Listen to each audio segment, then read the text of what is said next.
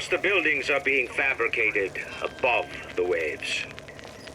But we will lower them on a lunette ring, submerged into the structure's steel frames. So much steel, you wonder. How will we keep so large a purchase from the government? Water is buoyant. We shall not frame Rapture in steel, but in aluminium. The government jackals may suspect me of building an air force, but never a city.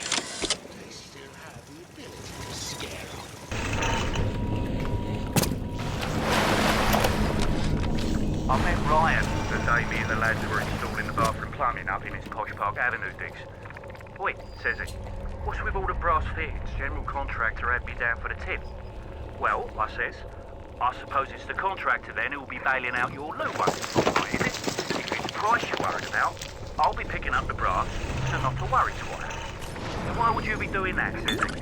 Well, Mr. Ryan, profit or not, no man bails water out of privies built by Bill McDonough. Next day I finds out I'm Ryan's new general contractor.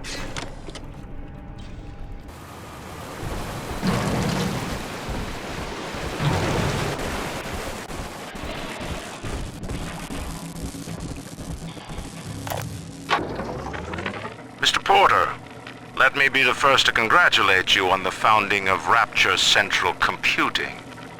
The great chain only grows stronger with each pair of hands laid upon it. I trust that you and I will choose to pull Rapture in the same direction.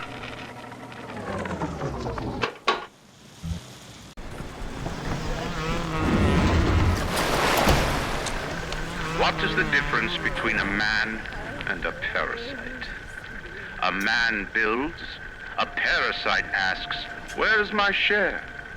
A man creates, a parasite says, what will the neighbors think?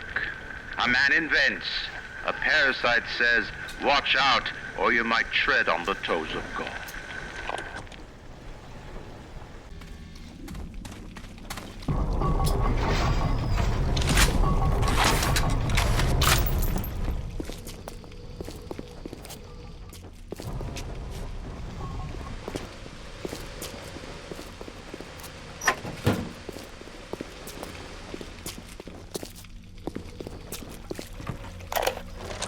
I believe in no God, no invisible man in the sky.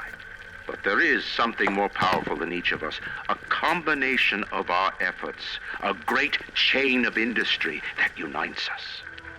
But it is only when we struggle in our own interest that the chain pulls society in the right direction. The chain is too powerful and too mysterious for any government to guide. Any man who tells you different either has his hand in your pocket or a pistol to your neck.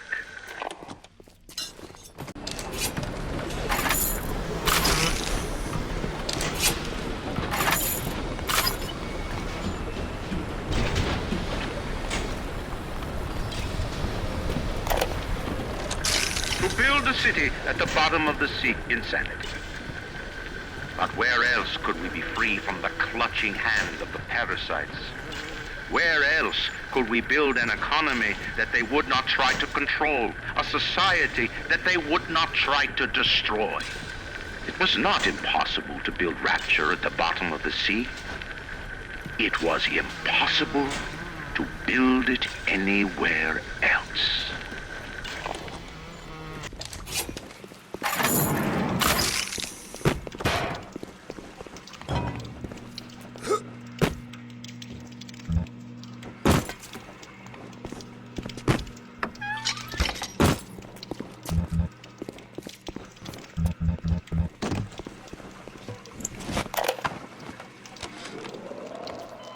Silk and down.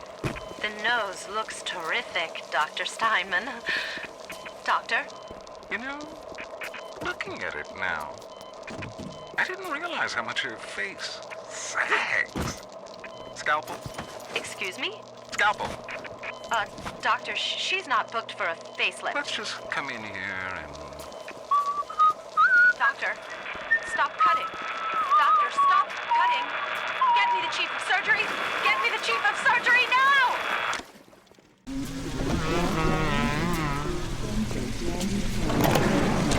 On the surface, the parasite expects the doctor to heal them for free, the farmer to feed them out of charity.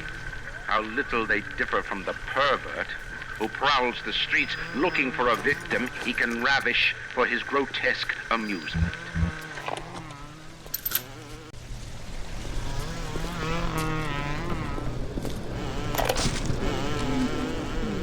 I was at German prison camp, only 16 years old when I realized I have love for science. German doctor, he make experiment. Sometimes he makes scientific error. I tell him of this error, and this make him angry. But then he asks, how can a child know such a thing? I tell him sometimes I just know. He screams at me, then why tell me? Well, I said, if you are going to do such things, at least you should do them properly.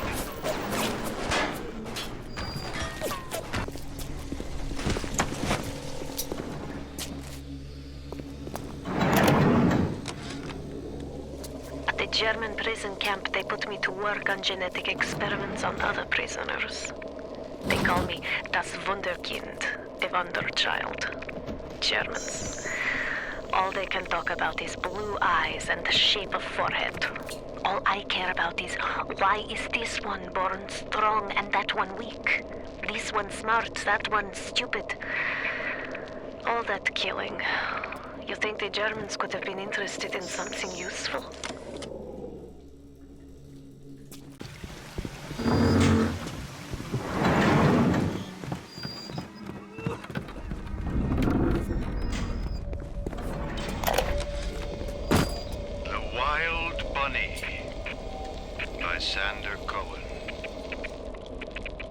I want to take the ears off, but I can't. I hop, and when I hop, I never get off the ground. It's my curse, my eternal curse.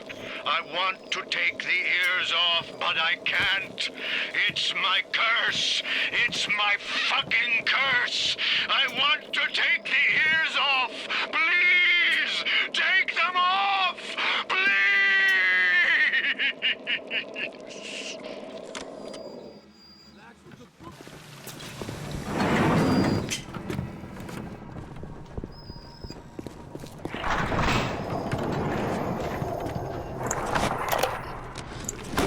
Some hired Betty tried to sell me on those fancy Oxford Club ciggies.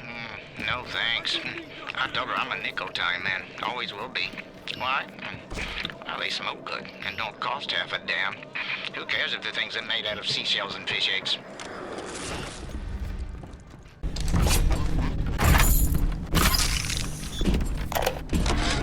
I saw one of the smugglers having a game of catching on the docks today.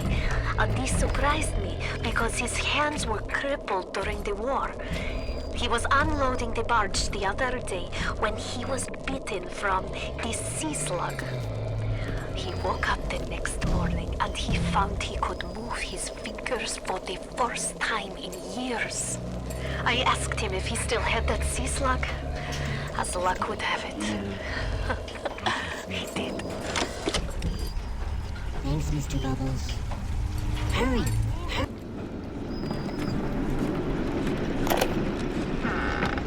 This little sea slug has come along and glued together all the crazy ideas I've had since the war.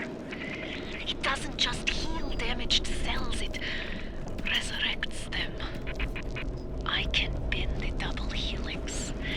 Black can be reborn white, tall, short, weak, strong. But the slugs alone are not enough. I'll need money. And one other thing.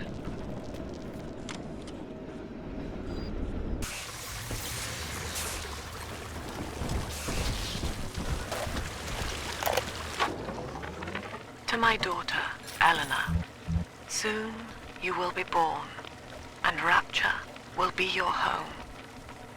You shall be raised as I was, to advance the common good through social psychiatry. This city's potential is immeasurable, Eleanor.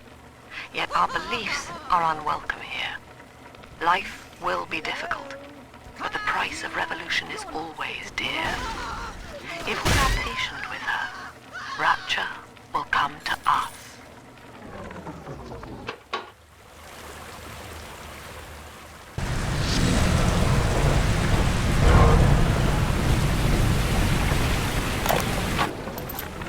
In ethical psychiatry, we must account for the role of evolution. Depression, fits of panic, sexual pathos, all responses to ancient selection pressure. The irony is that this theory is why Ryan's people invited me here. They mistake my study of natural law for the worship of competition. Remember, Eleanor, one must know the beast before it can be slain.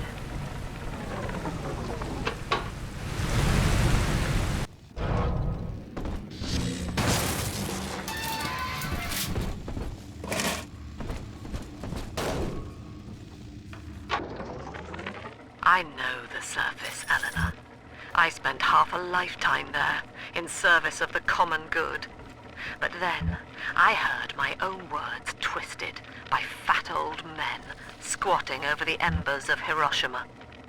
Were the modern world a patient in my care, I would diagnose it suicidal. On perhaps that point alone, Andrew Ryan is correct. Rapture is deliverance.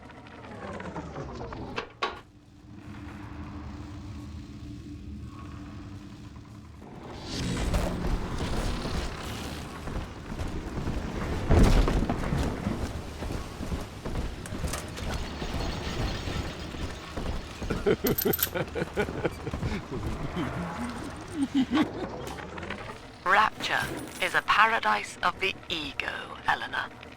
Under Ryan, the voices of an entire city sing the virtues of greed and pride.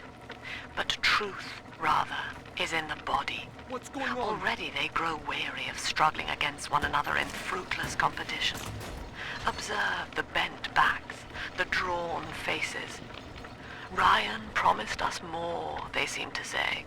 In what shall we now believe? And Eleanor, it is our task to answer.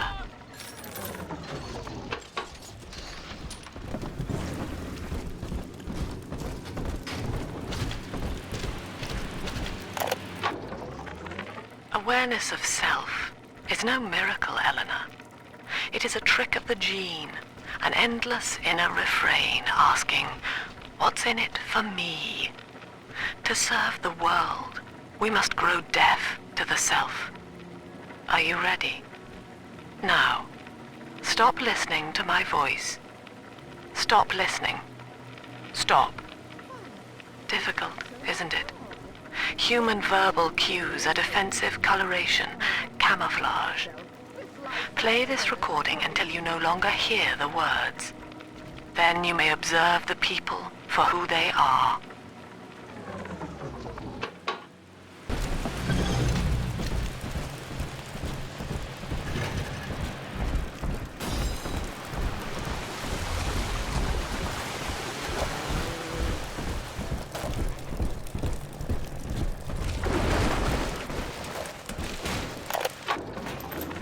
You must learn to play poker, Eleanor.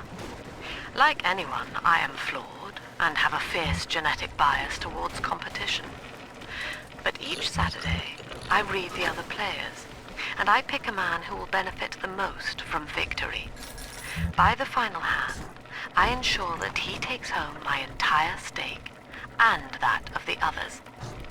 I win nothing but the feeling of conquest over myself, and the wealth of my competitors is slowly reshuffled according to their need.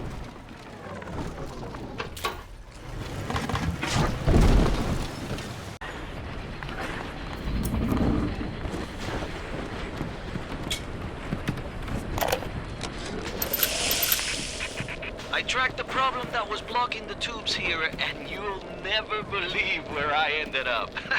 The damn farmer's market, clear on the other end of Rapture. I fixed it right up and installed some new gaskets. Oof, what a mess. Anyway, the code is 0512 if you ever need to get back in there to do maintenance.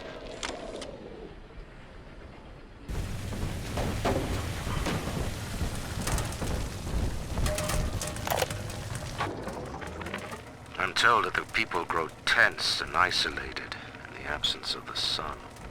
Now they clamor for a psychiatrist. Do they miss the state censor, I wonder? Wartime seizure of private assets?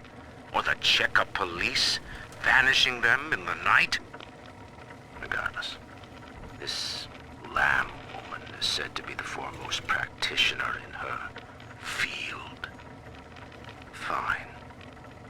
If she can quiet the rattling of the Great Chain's weakest links, I will leave her to it.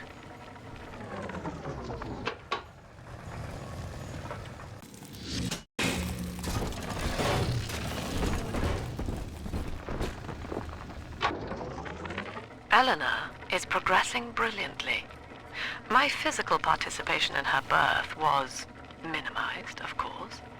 It is vital that I am unhindered by nature's crude bias. I will be, above all, her intellectual progenitor, loyal not to her, but to the people she will ultimately save. But I admit, it is with some measure of pride that I review her marks in standard intelligence tests. As an agent of our beliefs, she may surpass even me.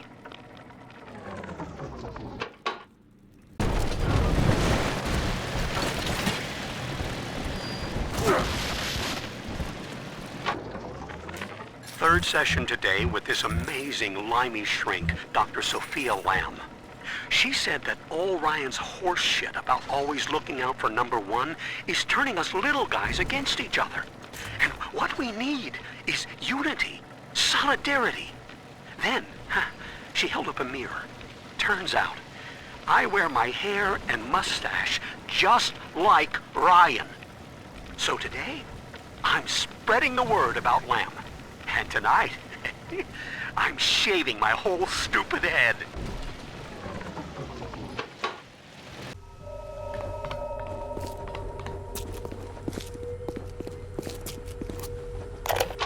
We all come down here. Figured we all be part of Ryan's great chain.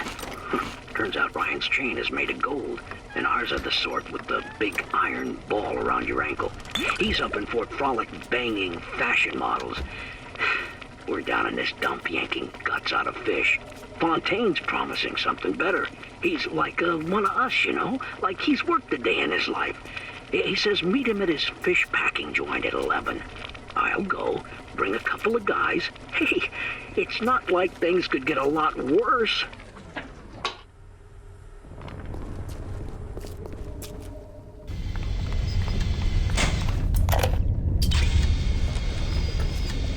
As the respectable Laxable turned me away, I have turned to Fontaine's smugglers in Port Neptune for supplies. Fontaine's men are pigs. They spit, they stink. But they deliver, and they don't ask questions. They're all terrified of Fontaine. He reminds me a bit of the Germans. So efficient. It wouldn't surprise me if he were soon running things down here.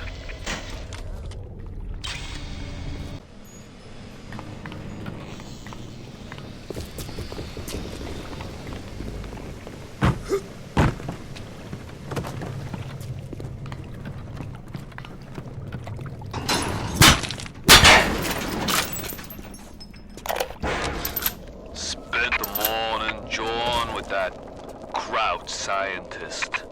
She's damaged goods, all right. Just like all those chumps they scraped out of them prison camps. But she's no crackpot. She's gonna make me the kind of scratch that'll have Ryan look like he's running a paper route.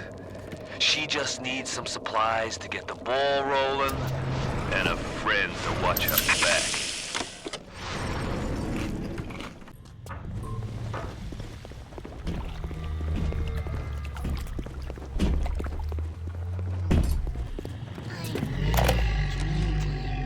That's quite a little monster Fontaine's dug up. When she does speak, which is almost never, her accent is thick and grating. Her hair is filthy, and she seems to wear the same mustard-stained jumper day after day. But I've got to hand it to Frank. Tenenbaum is the old-timer diamond in the rough. No formal training, no experience, but put her in front of a gene sequence, and she's Mozart at the harpsichord.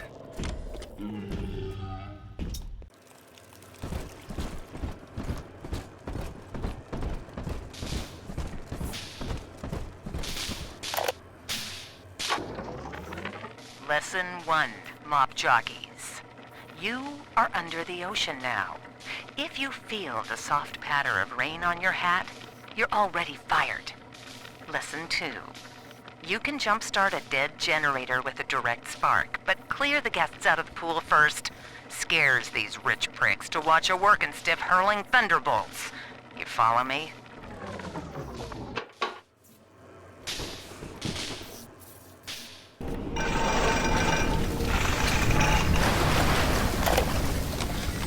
Things weren't bad enough. Seems that even our water system sprung a leak. Yep, that's right. Irrigation system in Arcadia is taking on seawater. I told Mr. Ryan when we were building this place, either you build her like a bathtub, or she's gonna turn into a sewer. No, McDonough, he said. We're not gonna build no bathtub. We're gonna build Eden.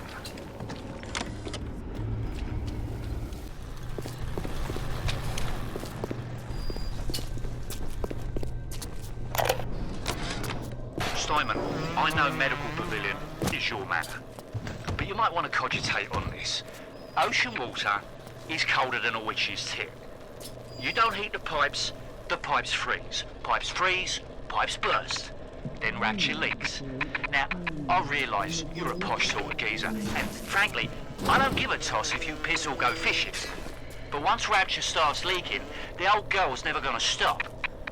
And then I'll be sure to tell Ryan he's got you to thank.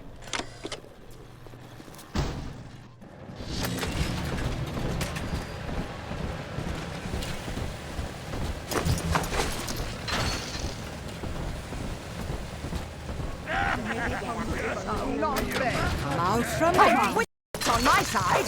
Run.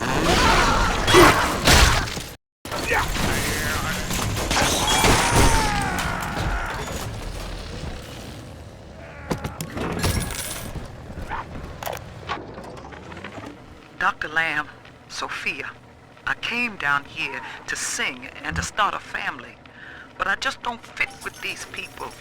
Look at you. You fit with them. Grace, in Ryan's rapture, I am the pariah. You and I share unpopular ideas, but I wonder, how devoted are you to the rapture people? If you wish to know more, wear this butterfly brooch at our next session. If not, no harm done. We shall never speak of it again.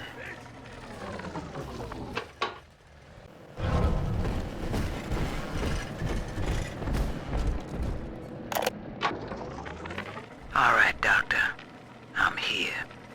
But don't think wearing this butterfly means I'm happy. Grace, I know you all too well. Want of child defines you. But biological loyalty turns us against the rest of the world, whom we ought to love in equal measure. Your poverty is testament to that, but your voice inspires the people. I am asking you to join a much larger family. Though your body failed you, you shall live on in us.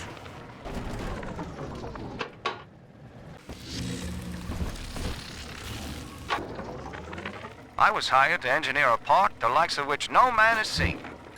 Now all I do is watch over it like a grizzled sheepdog. My first line of mechanical puppets made the children here cool with wonder. But Ryan thought my vision was immature. Antiquated, he said. This place could have been something magical. But instead, he turned it into a school. No, a cathedral.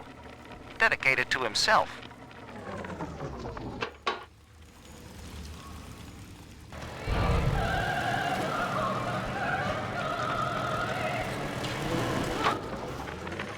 I know this facility is vital to the preservation of secrecy in Rapture.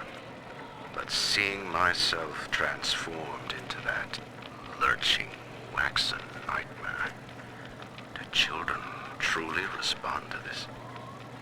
Still, I spoke to a young man exiting the park after the grand opening, asking him what, if anything, he had learned here. He said his chores didn't seem so bad anymore, as long as Mother wouldn't send him to the surface.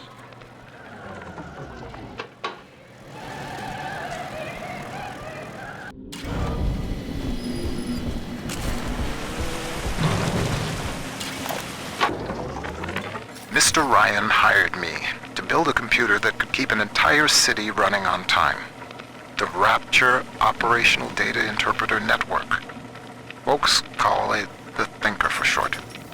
We've harnessed the power of Adam even in this, allowing the mainframe to process data at the speed of thought. In other words, it thinks for us. Yes. And with the completion of the independent reasoning processor, it may finally think for itself. If Turing could see me now.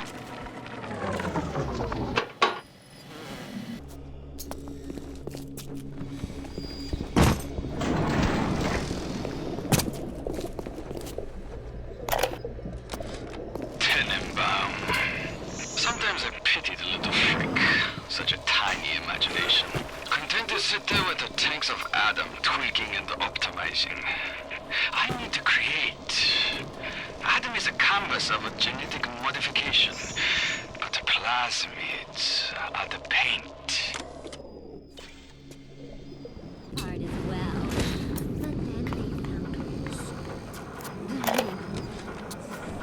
Adam acts like a benign cancer, destroying native cells and replacing them with unstable stem versions. While this very instability is what gives it its amazing properties, it is also what causes the cosmetic and mental damage. You need more and more Adam just to keep back the tide. From a medical standpoint, this is catastrophic. From a business standpoint, well, Fontaine sees the possibilities.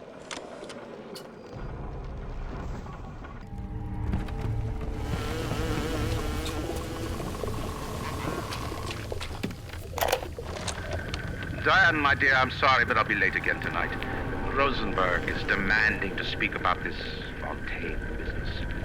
I'm trying to build a proper financial market, and this idiot keeps going on about Adam this, genetic modification, that. I'll go spend an hour pretending to pay attention to the poor fellow and be home as soon as I can. Andre.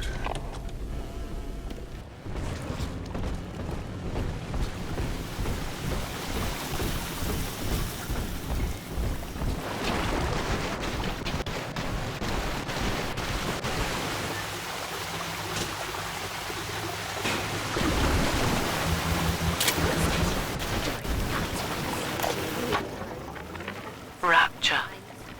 The keenest minds in the world, united under the ocean, yet somehow expected to subscribe to the same model of self-interest. Ryan could be staggeringly naive. As individuals, no matter how brilliant, each was a prisoner to his or her own ego, a sea of dreams in constant flux. But in Adam, their genes remain, ready to be tested against a moral vessel. Utopia cannot precede the utopian. It will exist the moment we are fit to occupy it. Behaving. Really? You mean it? I tried so hard to reduce to fit into this. I don't know if she was dangerous or just insane. Next time, I'll be sure to ask. There's no relationship like mother and son.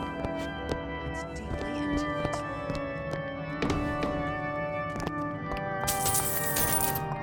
Doesn't anyone ever clean these seats? Why can't Franklin read quietly in a corner like I did as a child? Careless. Not a single thought to where an accident might leave us. Dr. Wortham prescribed a plasmid, a mother's little helper to keep me sharp. I've had my misgivings, but I let my guard down for a second. That boy may get himself killed.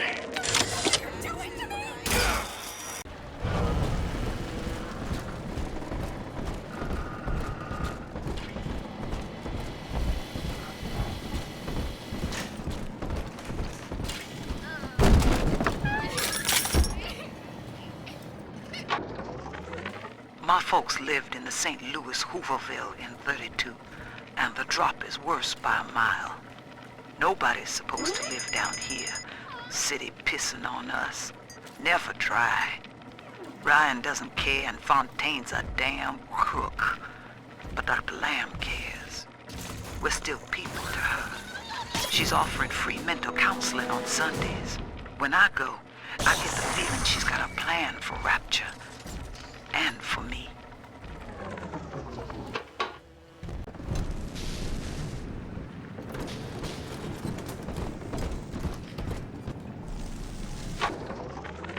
Old Papa's Drop's the worst neighborhood in Rapture, but it's a hell of an opportunity to raise up some affordable housing.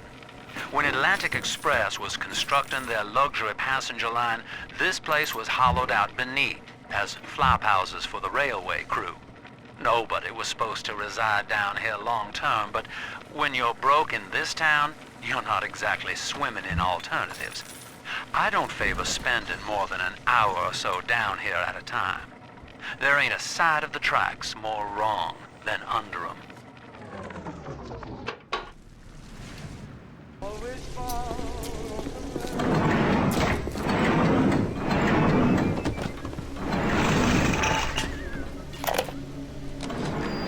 Clinical trial lot 23, Dr. Suchong. Client Fontaine Futuristics. Work on telekinesis plasmid proceeding well.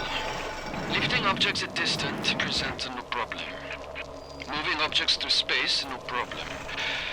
Cannot stop speeding bullet, but can catch and throw a faster moving object. Problem not with plasmid. Problem with reaction time. Suchong, just get new idea for plasmid.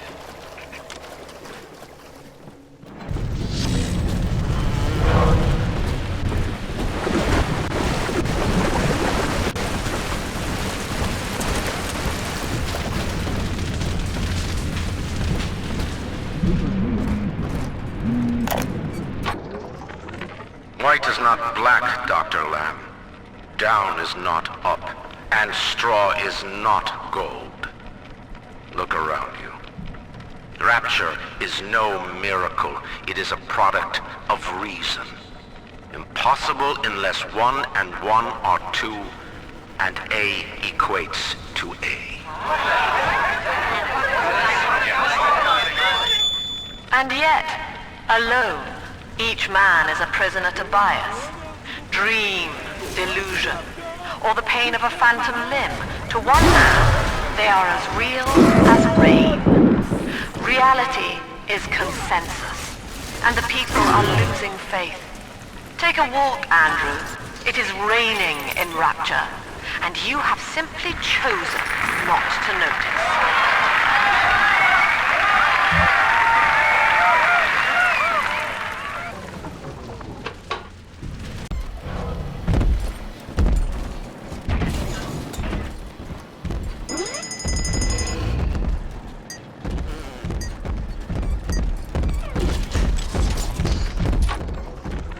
Religious rites, Doctor?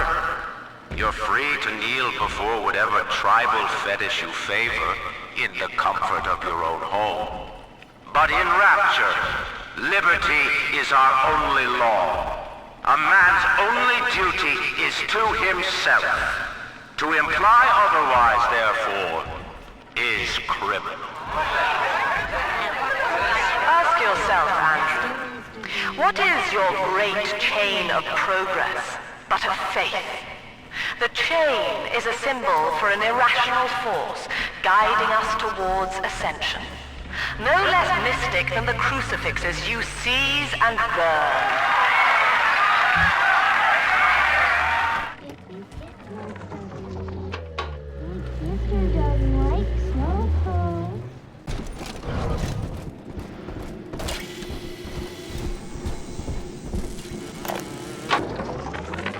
Dear Dr. Lamb, I received the invitation to your little social club today. In return, I'd like to make you a wager.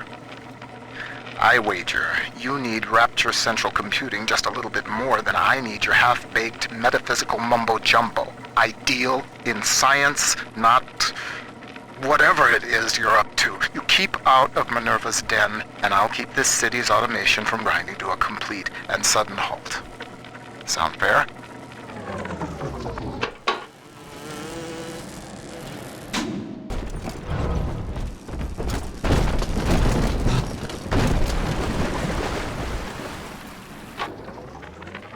Lamb is becoming a problem.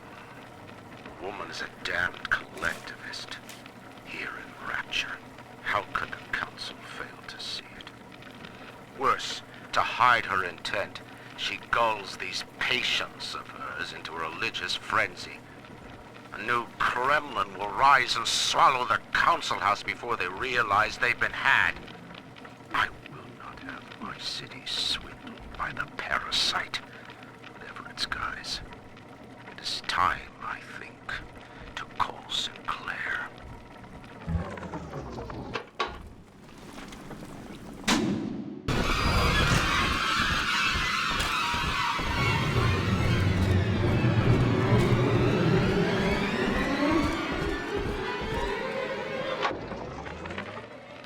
And that's 100. What a snap. Give Sinclair a few bucks for a load of vials and needles. Then it's evenings putting these syringes together while I listen to the radio. Sell them back to Sinclair twice the price. What a racket. A few pinpricks here and there is nothing to complain about. Gonna be back on top soon. Thank you, Mr. Sinclair. Sucker.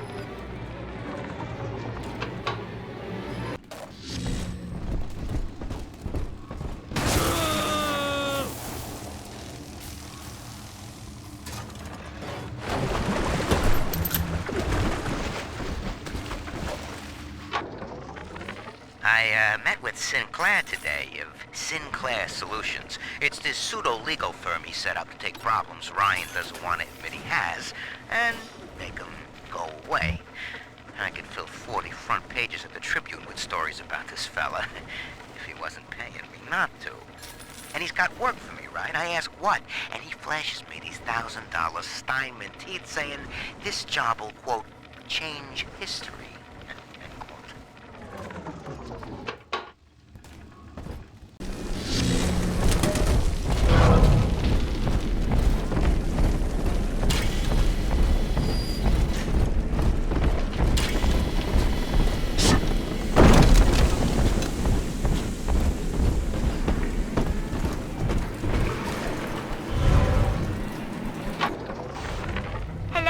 Diary. Want to play? Actually, I'm quite busy right now, Miss Eleanor. Maybe later. Well, all right. But do you mind if I take you apart while I wait? I promise I'll put you back together. Wait! You can't do that! No! Wait! Eleanor!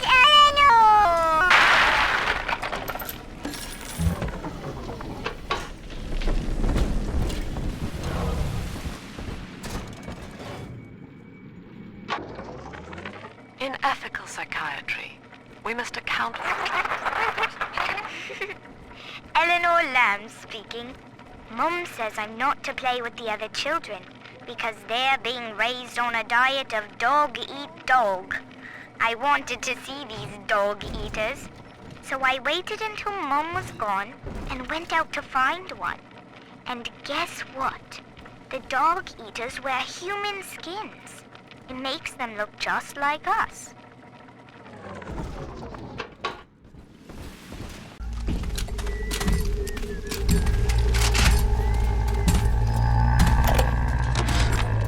The minute we came here, Masha started screaming, "Mama, Mama, what is that? What is that?"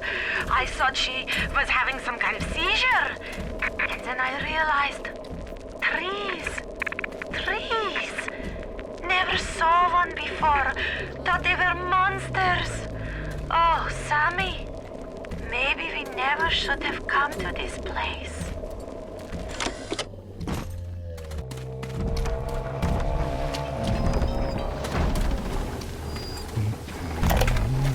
There has been tremendous pressure to regulate this plasmid business.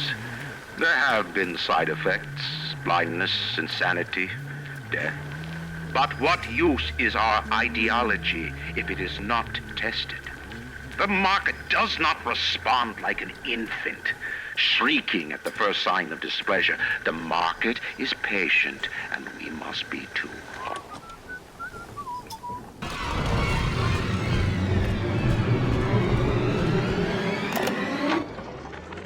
I got in a fight with a dog eater today. His name is Amir, and he was picking on a smaller boy. We called a truce when his nose went red. But Mum says I'm becoming a barbarian. So I said, Eleanor, eat dog now too. Barbarian. Happy. And Mum said, they only think they're happy because they're selfish and ignorant. Eleanor, think ignorant sound like fun.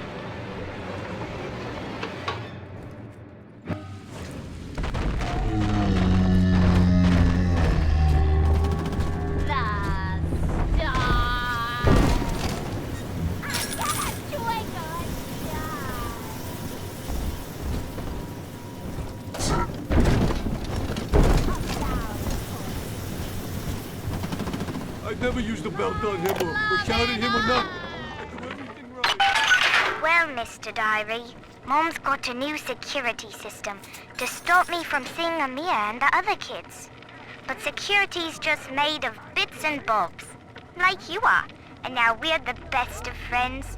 Isn't that right? Anyway, Amir's got a whole book about the surface. It has India and Ireland and everywhere. Yes, all right, Mr. Diary. If you must know, I do think Amir's kind of pretty for a dog eater. Oh no! Retreat! Eleanor, come back here at once.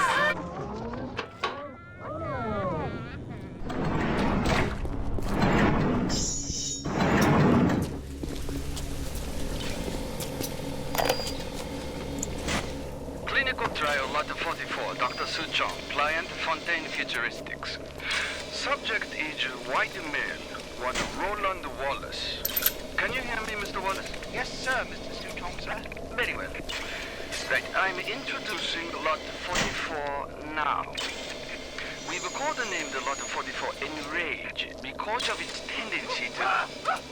Nurse? Hold him down! Nurse!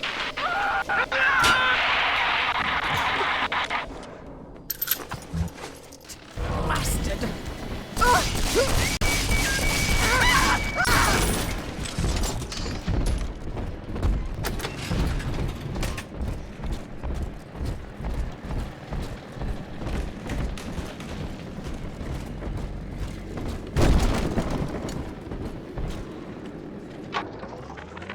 Do you remember what you told me, Bill?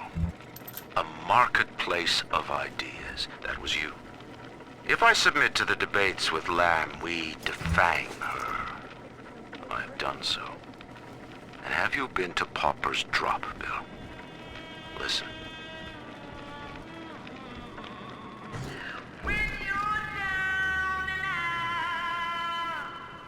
Between each song, these Oblomovs hand out her manifesto. Her face adorns every wall. Saint Lamb.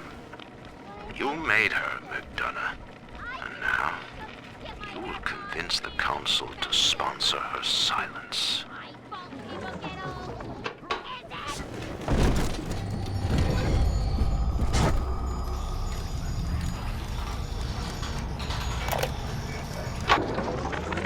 That first year in London working for Turing, I didn't see Pearl much.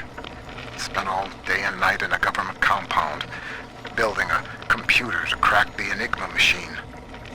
Pearl got pretty fed up with me. I didn't pay her heed. And then one night, I'm out in that complex, and the blitz starts falling.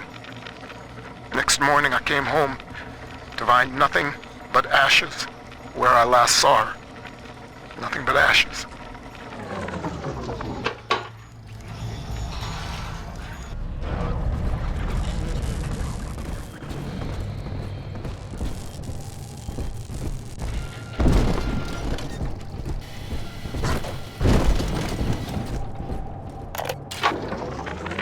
A thing like that, losing the only person you care about for somebody else's war, it makes you take stock. I started seeing eye to eye with Mr. Ryan around that time. And so, I brought my know-how down to Rapture. I built the Thinker for him, and now it's all I've got. I wonder sometimes, what if I'd come around to Ryan's way of thinking just a little sooner?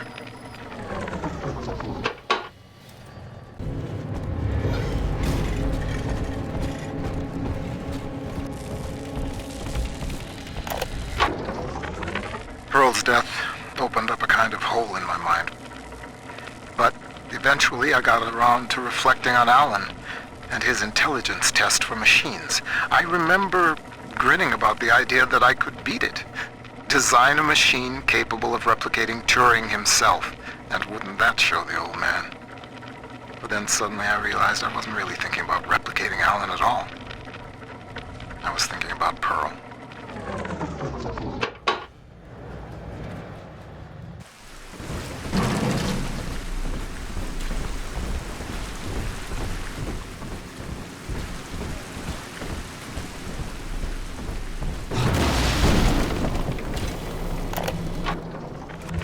Now, I'm a modest man, but my piecemeal needle scam's an outright masterpiece. Some slob shacked up here buys a box of syringe parts from me for twice what it's worth. He assembles them in his rat hole, and I buy back the finished product for a dime against the dollar that I'll get from Ryan. Profit coming, profit going. Old Andy rambles on about the great chain. I got people shelling out to pull it for me.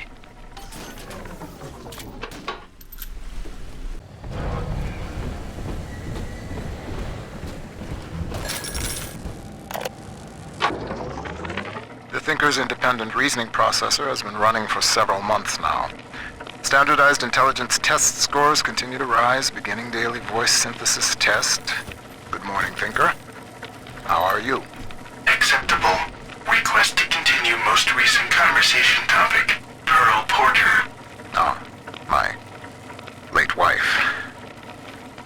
Yes, I'd love to tell you all about her. I have a number of old audio recordings we made together that you could listen to, if you'd like. Acceptable. Begin input of data regarding Pearl Porter. You took the words right out of my mouth, friend.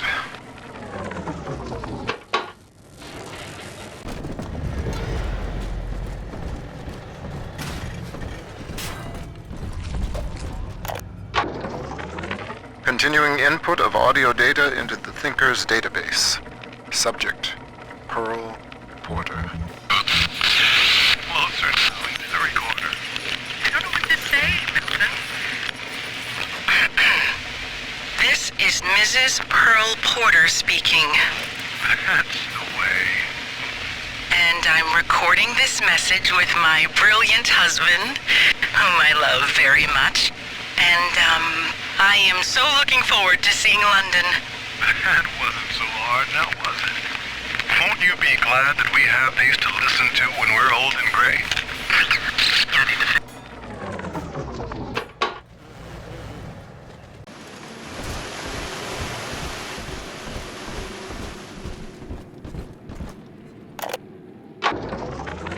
Porter and I are partners, but he's wasting that machine. In off hours, I've been using it to predict the outcomes of baseball games, and it is incredibly accurate. Apply such equations to Rapture's markets. This thing is the money-making grail.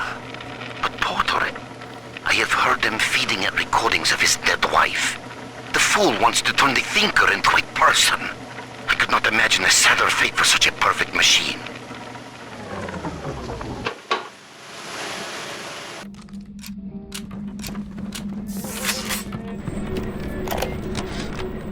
day Arcadia was closed off to all but paying customers. The man hires me to build a forest at the bottom of the ocean and then turns a walk in the woods into a luxury. Ryan asked, should a farmer not be able to sell his food? Is a potter not entitled to a profit from his pots? I started to argue with the man, and then I remembered who signed my checks. The only thing worse than a hypocrite is an unemployed one.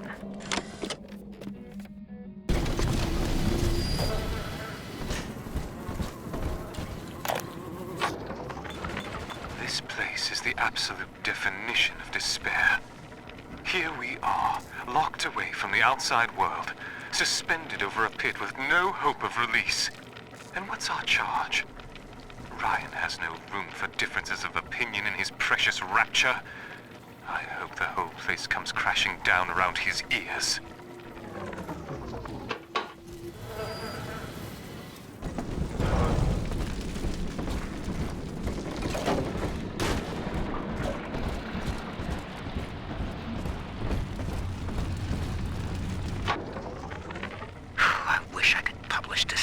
It's newsman pay dirt.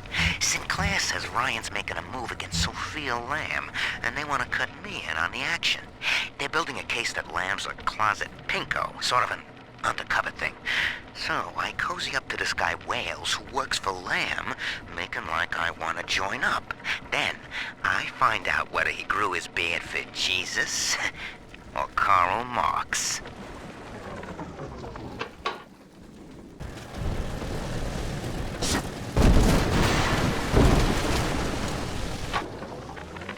He's gone.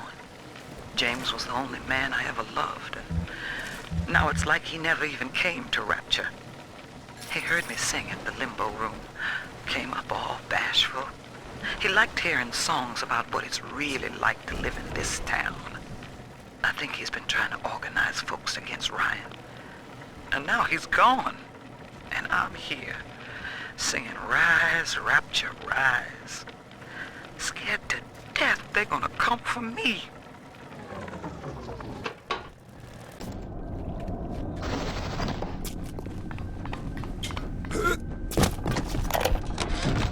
Now, I'm a woman of science, but I'm also a woman who's not afraid of turning a buck or two. Ryan said if I could boost profits in Arcadia, part of the up would ride on my hip. So I get to thinking, we're paying for oxygen when we got photosynthesizing trees. Hell, we can even sell the extra to the rest of the city and undercut the other guys. Ryan will like that for sure. Fontaine's people have moved into the O2 biz tooth and claw.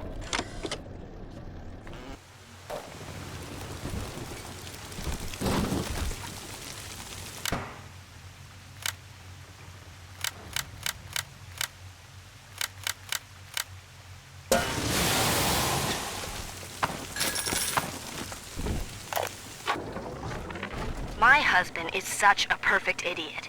Throws away all his spending money on gene tonics to affect a look of physical fitness. So he'll have an excuse to sit on his rear all day listening to radio serials. Steven, I tell him, you want to be fit? Come swim laps with me, the old-fashioned way.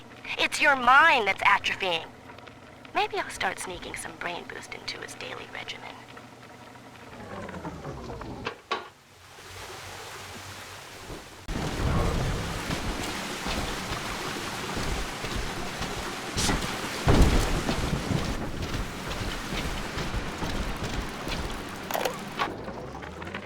Well, I'm in. Yep, yours truly is the newest member of the Rapture family. I fed Wales a line about how the Tribune was stopping me from telling the people what's what, and without a word, he hands me an invite to this artist retreat here at the park.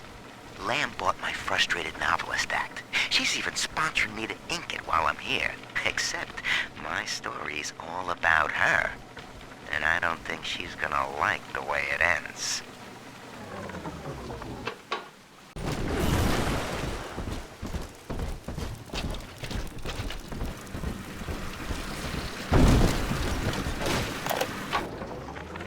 Dionysus Park. Lamb mocks me in the naming of this place. She knows precisely how I feel about this celebration of unconscious art. The artist reflects the world as it ought to be, not as it is damned to be by some spasm of the lower mind. I shall not censor. The park is Lamb's property. However, if the case we are building against her proves true, I will return with a sledgehammer.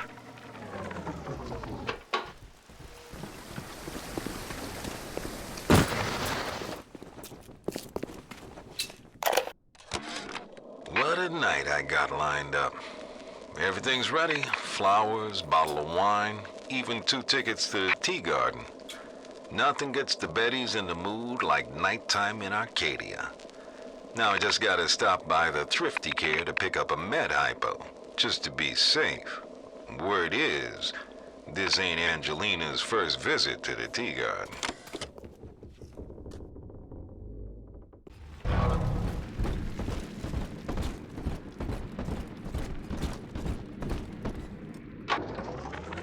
Used to be, there was no margin in running the gift shop. I couldn't hardly sell off this tourist crap for a penny more than the cost of manufacture. Then I met a straight shooter named Sinclair, and he laid a sweet deal on me. Says he's got some hard luck folks down at Popper's Drop can whip up this junk at half the cost I used to pay. Yeah, I had to pick a needle or two out of the shipments, but all in all, nobody's the wiser, and I'm all the richer.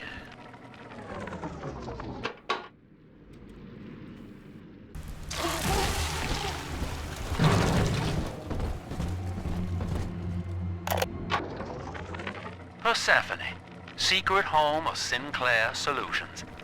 I bet against Andy Ryan's vision of harmony and rapture, offered him a quiet place to send anybody who wasn't working out, and now I'm sitting on my own private think tank.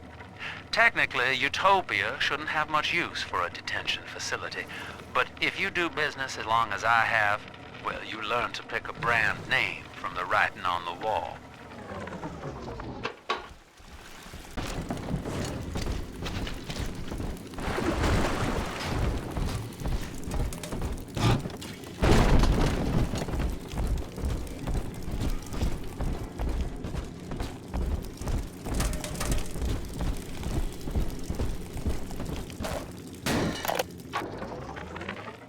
So, Ryan's goons are sweating me to prove this place is a closet commune.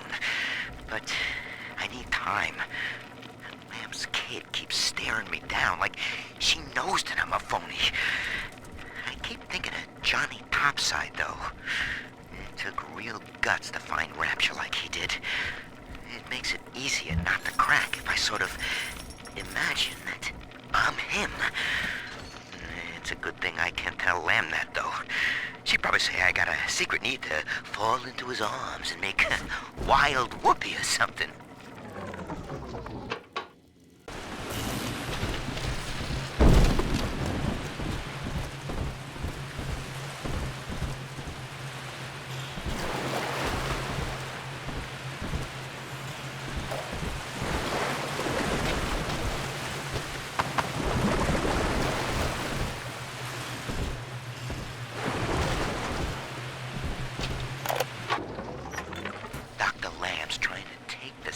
Sponsoring the artsy types here.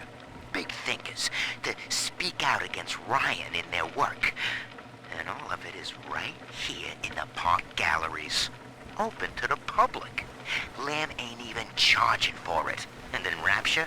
That's just brazen. Like some kind of naturist camp where everybody wears pole hats and nothing else. Long before Ryan's cronies can move in, and I can finally stop holding my breath.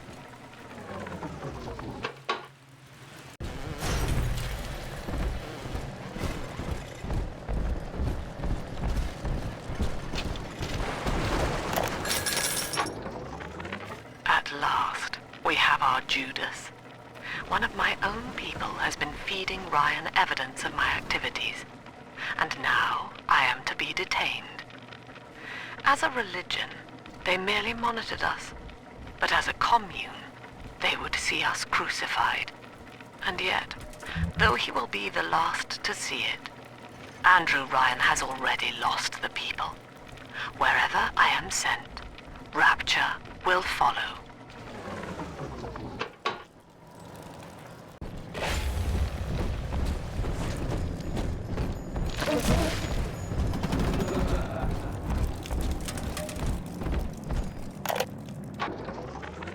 Sinclair, I don't care how you accomplish Lamb's removal from the public eye. Indeed, I'd rather cease contact with you altogether. But allow me to make this plain. I don't want to see Lamb on the streets again, peddling her Bolshevik fever dreams to my people. Bury her memory, Sinclair. Bury it, and salt the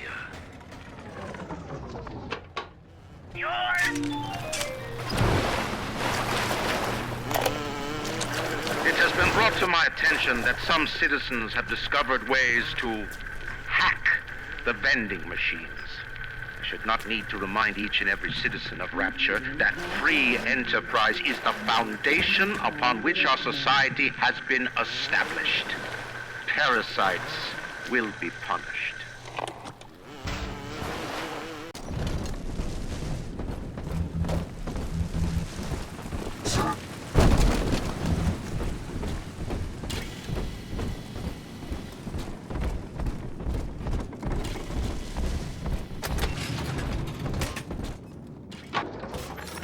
I know it's wrong to feel so fine right now, but I can't seem to quit this grin.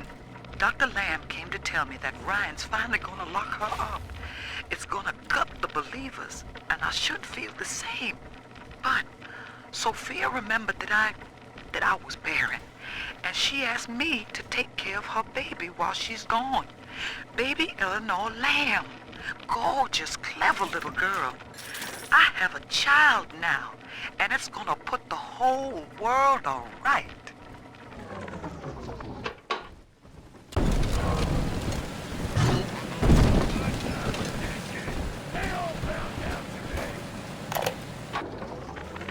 Now, Eleanor, Mummy has to go away for a while. You shall be staying with Aunt Gracie. Mummy, don't go. Eleanor, you are better than that. Do you remember what I told you? I am very special. That's right. And what else? I was born to change the world. Yes. And when Mummy returns home, the world will be very different indeed. She will make it ready for you. Come on, choppers! Tear this place down!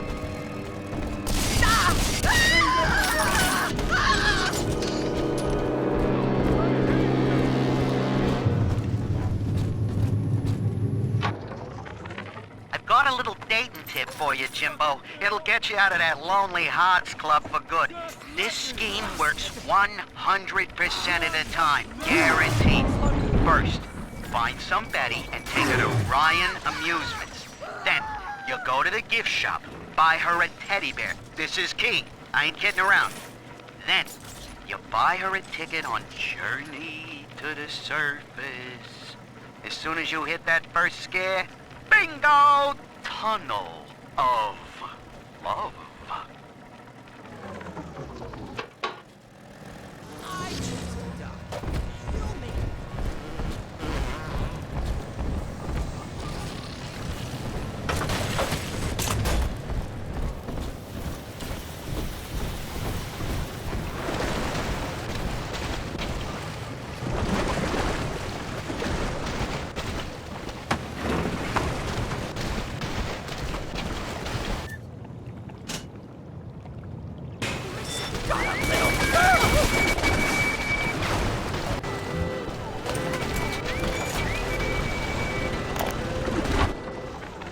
This lamb twist went after Ryan all cockeyed.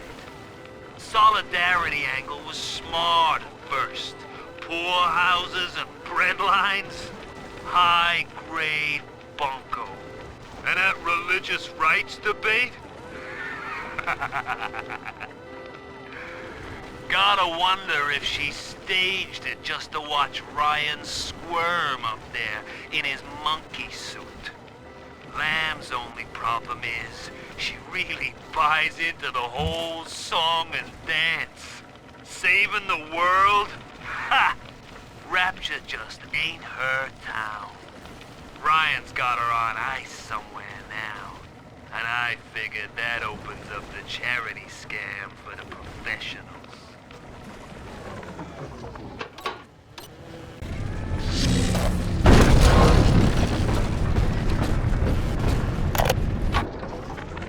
There would be no Rapture without me. No city without the Atlantic Express. Ryan took his first grand tour on my flagship coach. These days, personal bathyspheres are all the rage. My rails only connect the oldest parts of Rapture now.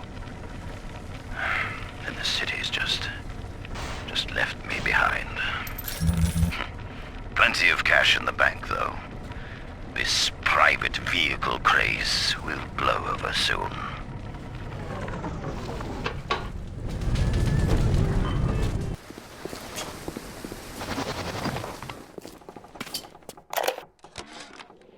This augmentation procedure is a success.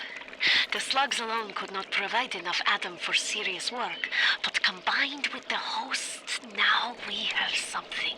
The slug is embedded in the lining of the host's stomach, and after the host feeds, we induce regurgitation. And then we have 20, 30 times yield of usable Adam. The problem now is the shortage of hosts. Fontaine says patience, Tannenbaum. Soon, the first home for little sisters will open, and that problem will be solved.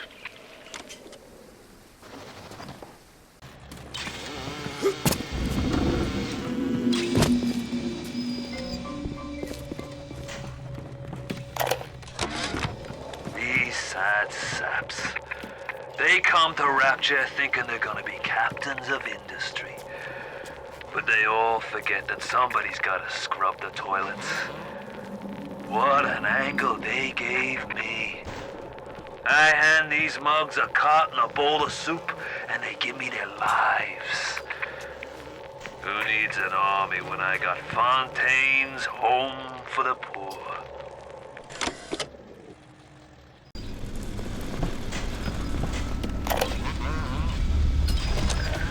This Fontaine fellow is somebody to watch.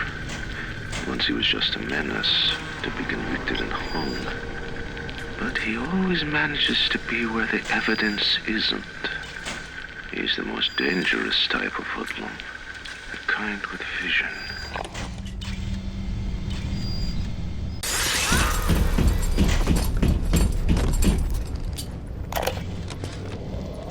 I know why it has to be children, but why just girls?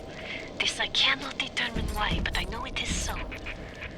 Fontaine says, one less bathroom to build in the orphanage. It is amazing to watch the effect of Adam on their small bodies. Their own cells replaced by the new stems the instant they are damaged. These children are practically invulnerable. It is a shame you could not do the same thing to an adult. There would be quite a market for a man you could not kill.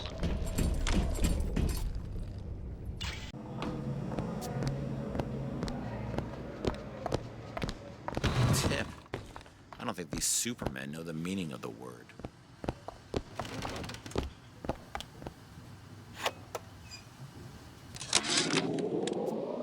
I had all of these visions before coming down here of utopia. Every man with his hand on the great chain, the wheel of progress turning. Every cliche you can imagine. And what is the first thing that happens when I open up shop? Petty thievery. Now I have to lock all my valuables in the closet. Remember 2076. It's the problem with coming to Utopia, is that it still has the people.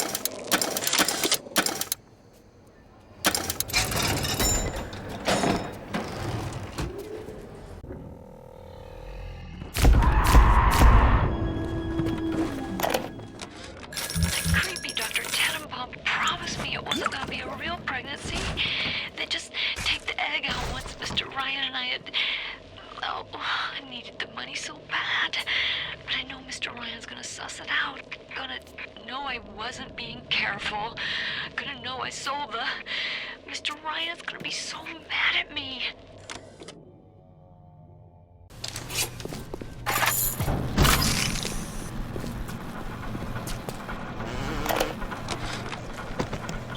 Not only are those little girls veritable atom factories, they're nearly indestructible.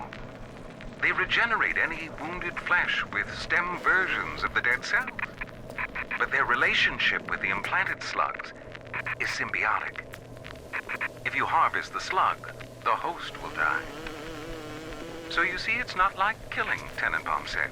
It's more like removing a terminal patient from life support.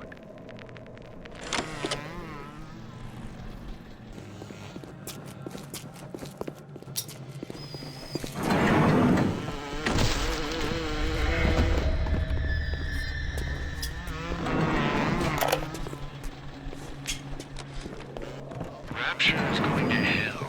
And why? Because of them. Always behind the scenes, at the Lyceum, at the galleries in Soho, even down here in this so-called utopia. The doubters. But Ryan understands. We're simpatico. Yes, there's blood in the streets. Yes, people sometimes disappear. And those awful little girls. Well, I suppose the doubters think you can paint a picture without soiling your smock.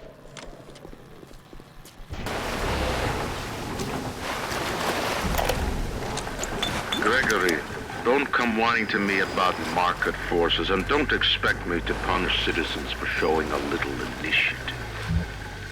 If you don't like what Fontaine is doing, well, I suggest you find a way to offer a better product.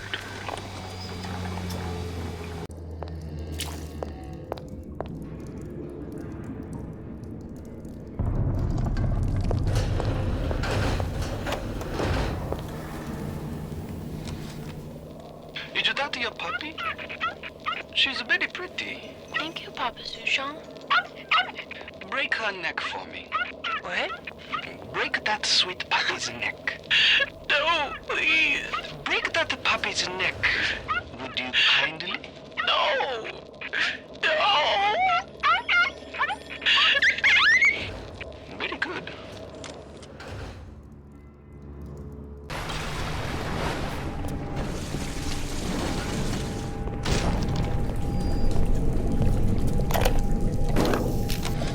Rapture's changing, but Ryan can't see the wolves in the woods. This Fontaine fellow, he's a crook and a proper tea leaf, but he's got the atom, and that makes him the governor. Sinking the profits back into bigger and better plasmids, building them Fontaine poorhouses, or like Fontaine recruiting centers. Before we know it, bloke's gonna have an army of splicers. We're gonna have ourselves a whole heap of miseries.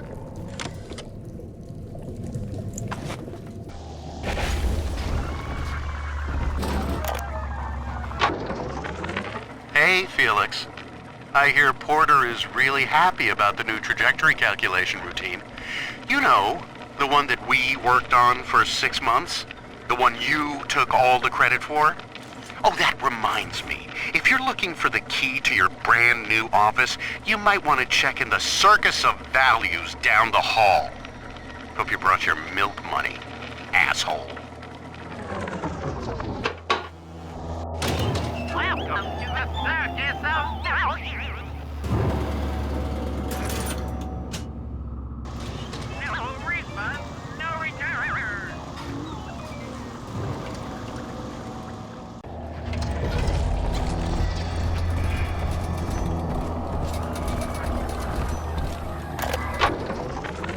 We make it all run. The brains in those bots and cameras, that's us. Automatic bathysphere navigation, calculating genetic probabilities for new plasmids, hell, regulating water pressure so this place ain't a fish tank. It's all Rapture central computing. Not that we get the recognition. Funny thing about living in the city tomorrow, everybody takes it for granted.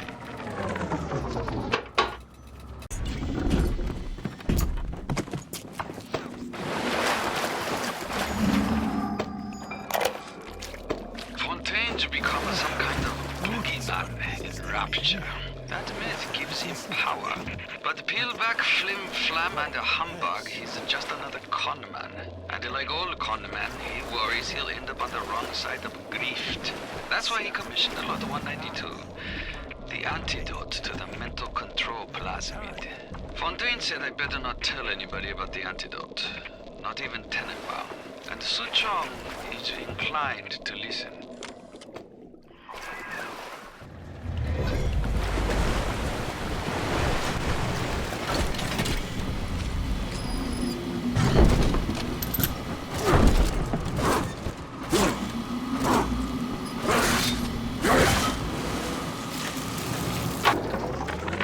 I guess sometimes a cloud of lead just ain't enough. Today I signed for a shipment of those new bot models from McClendon. One variety tosses lightning bolts and the other fires a swarm of rockets. I understand we got some sensitive info bouncing around the mainframe, but brother, these guys ever heard of overkill?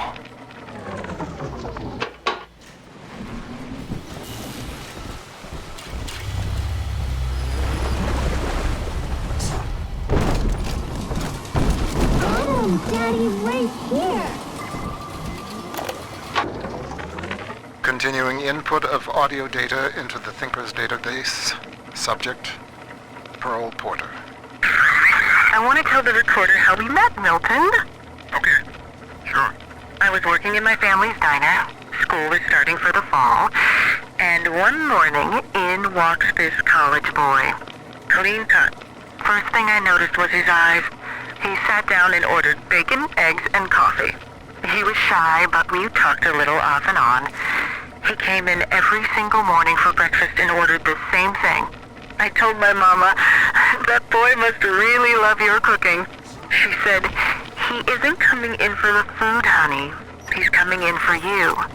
A year later, we were married.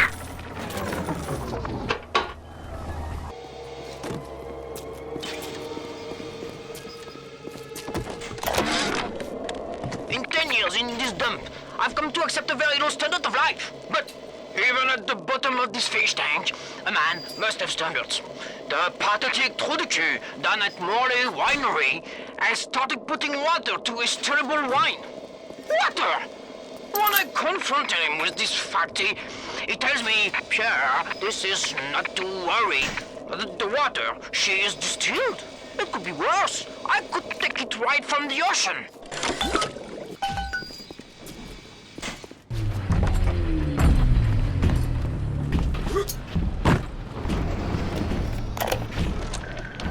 Is there blood in the streets? Of course. Have some chosen to destroy themselves with careless splicing? Undeniable.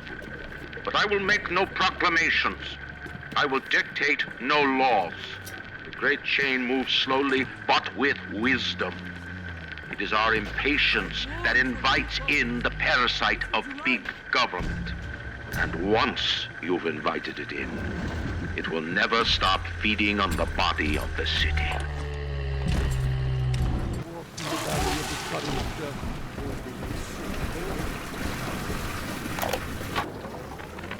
Hey, Murphy, it's Dodge. A little birdie told me you found out the warden's code. Send a message to my cell in Block A, telling me where you hid the code, and I'll consider your debts paid.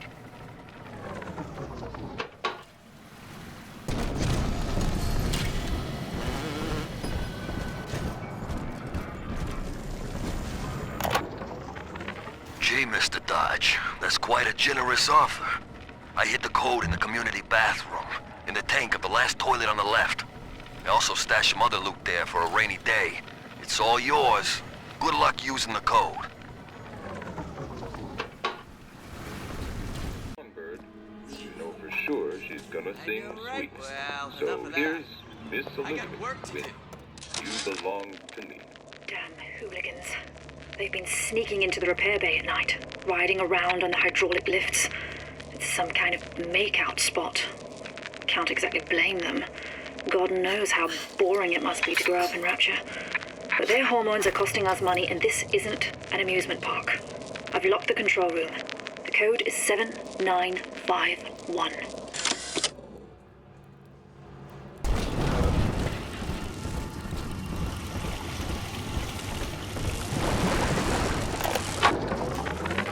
Sure, you hear it in Rapture.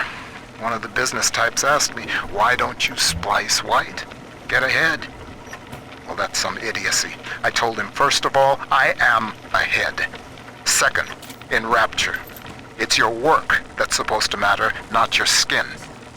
Too bad for some folks who can't splice in common sense.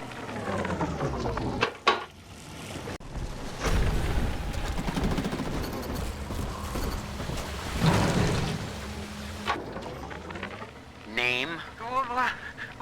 Where am I? Name? What the fuck did you do with my wife? Name? Let me out of this chair!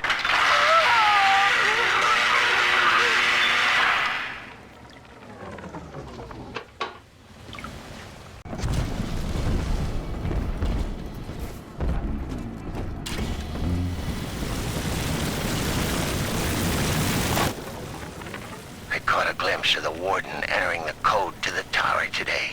Last 2 digits were 7 and 3. Didn't catch the rest. Maybe I can just figure it out, trial and error. Wonder how long that'd take.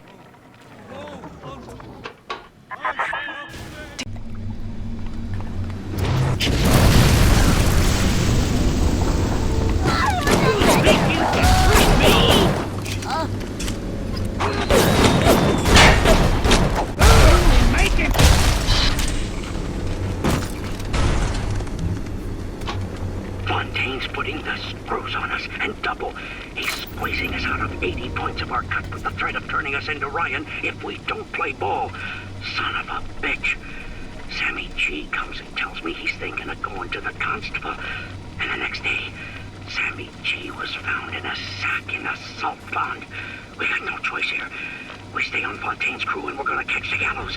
We take the powder, and we end up like Sammy G. Oh, there's gotta be another way.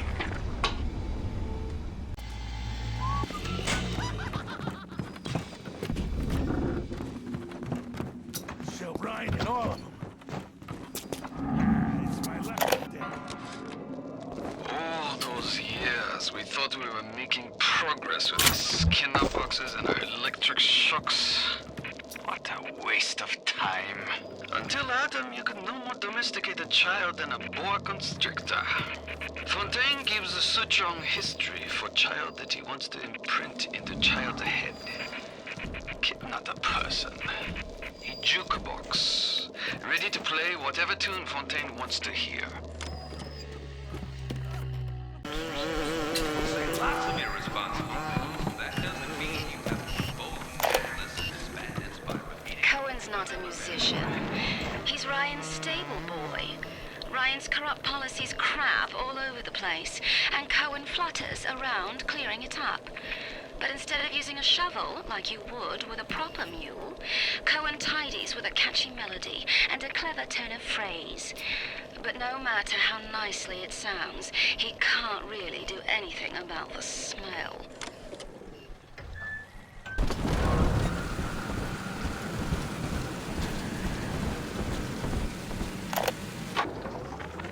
This is it. It's over. I built this railroad from nothing, played by Mr. Ryan's rules. But then he asks me to sink my own cash reserves into the banks to give Rapture some breathing room. And now Austin goddamn Bathysphere wants to buy me out. Decommission the entire rail. I have no family, and no time for friends. I am the Atlantic Express. And this is the end of the line.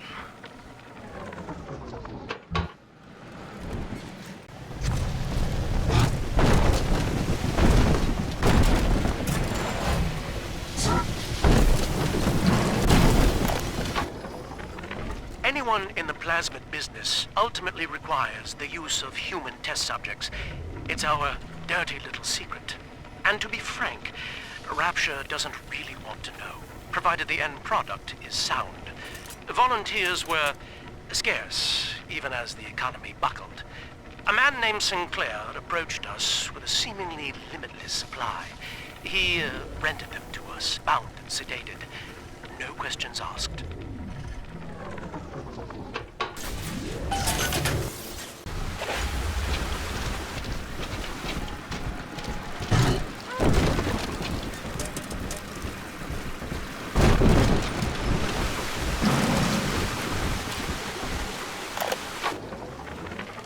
Dear Yellow-Eye Goat, my name is Billy, and I saw you the other day at the merry-go-round. I think you are very pretty, and I like your blue dress and the songs you sing about angels.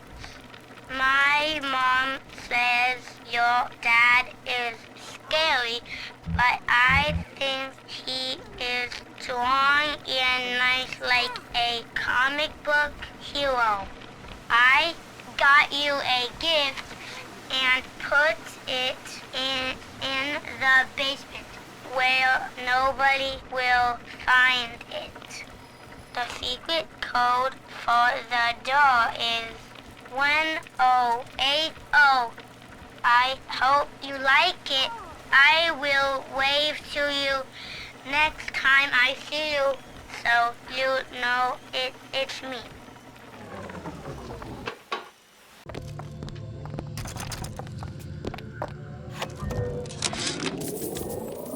All I could think was there are millions of bacteria in each drop of saliva.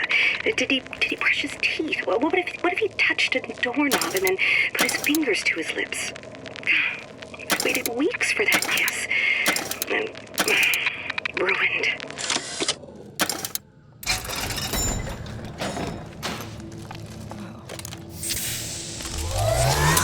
This outfit, it doesn't feel right. Should I change?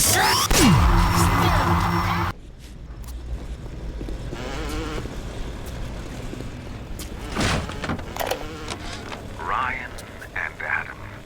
Adam and Ryan. All those years of study, and was I ever truly a surgeon before I met them? How we clinked away with our scalpels and toy morality. Yes, we could lop a boil here and shave down a beak there, but could we really change anything? No. But Adam gives us the means to do it. And Ryan frees us from the phony ethics that held us back. Change your look, change your sex, change your race. It's yours to change. Nobody else's.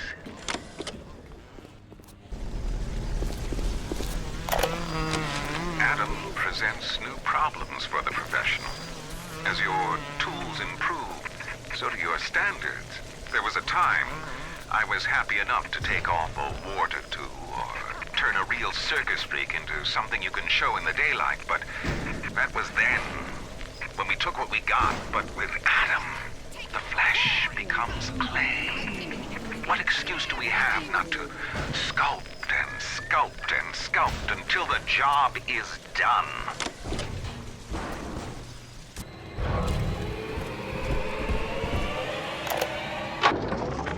The thinker has shown me so much. My outlook was limited before. Ball games and stock prices, dollars and cents. No, the numbers spiral out. They touch everything. Hidden within them lies a predictive algorithm for you, for me, for the destiny of the base allele to the stretch of a galaxy's arm. The thinker is destined to give birth to that crystalline equation which determines all. I thought I knew its true purpose before. I thought Porter was the fool. Now I see. I was the fool all along.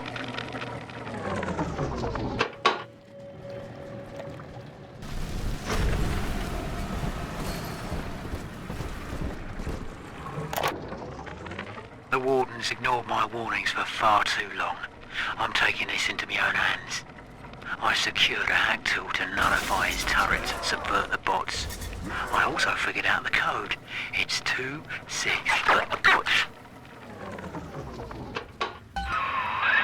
Son, I built this place and I Advanced deployment, Lot 111, Dr. Sir John, client Fontaine Futuristics. Baby is now a year old, weighs 58 pounds, and possesses gross musculature of a fit 19-year-old. The results are disappointing, but within expected tolerances.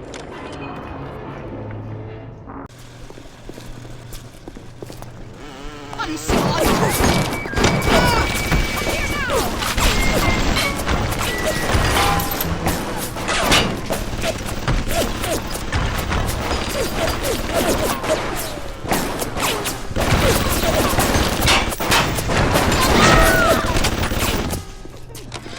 am beautiful, yes. Look at me. What could I do to make my features finer? With Adam and my scalpel, I have been transformed. But is there not something better? What if now it is not my skill that fails me, but my imagination?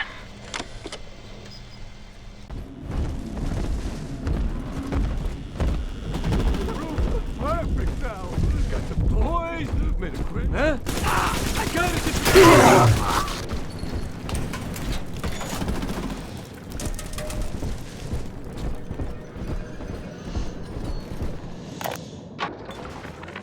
Listen, my supplier's got a new shipment of plasmids coming in, and I need you to pick them up from the lab in Hedon Plaza.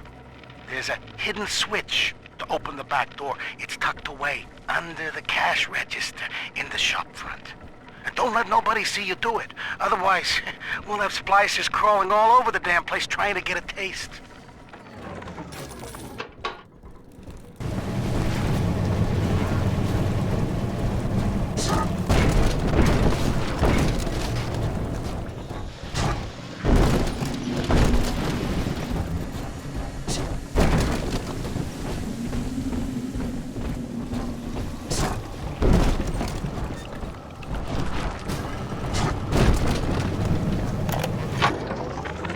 Continuing input of audio data into the Thinker's database. Subject: Pearl Porter. Okay, Milton. I'm recording this on the 6th straight day since you were home last. I know your work is important to the war effort, but you're not even allowed to tell me what you're working on, and that's so frustrating. London is a beautiful city, but it isn't home. I hope I'll see you soon, Milton. Ending input.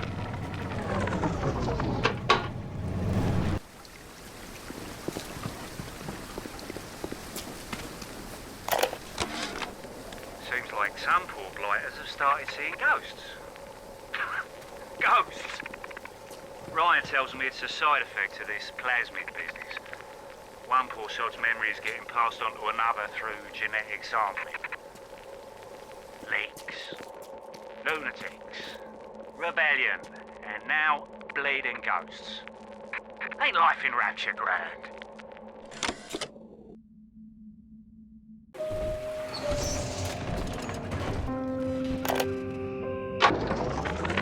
I believe I'm done feeding audio recordings and personal anecdotes to the Thinker. I am set to test the personality duplication function. Target personality, Pearl Porter. Thinker, are you ready? Yes, Milton. Starting test. Hello, Pearl. Hello, Milton. How have you been? Just wonderful, Milton. I've missed you, though. It's been so long. Pearl, No, this isn't right. It isn't her. Thinker, stop the test. But what's the matter, Milton? Oh, God. Don't you still love me? Oh, God, I said end function, Thinker. Now! It's over.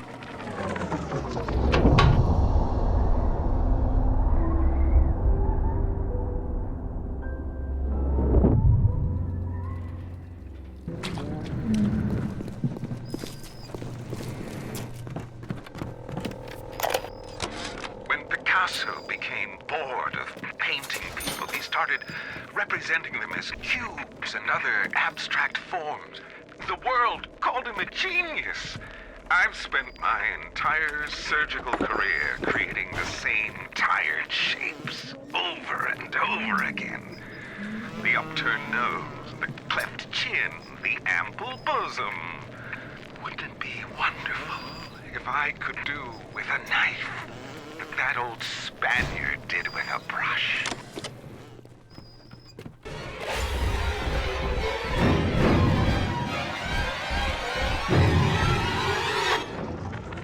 Empty house. Only an echo to my name. Eleanor. Baby, where are you? I turned my back and someone took you. It happened so quick. I'm not even a half mama to you, girl. I couldn't protect you. This poster of Dr. Lamb in my room is staring me down like it knows I'm ashamed. I've always been loyal to your real mother, Eleanor. Always trusted her with my secrets. But I lost you. What will the doctor think of me now?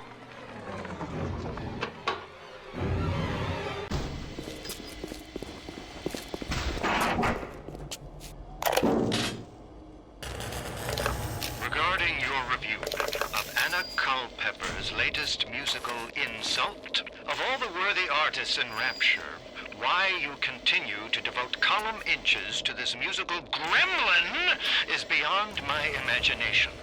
Where she is not derivative, she's boring.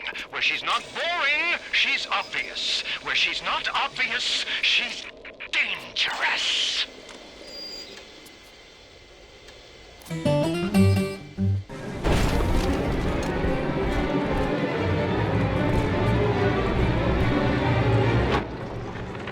Another day waiting for Harry to come home. I told him not to speak up against Mr. Ryan's policies, and now he's missing.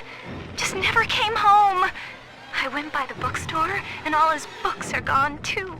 I don't know what to do. Now I have to deal with that awful Sinclair just to have a roof over my head.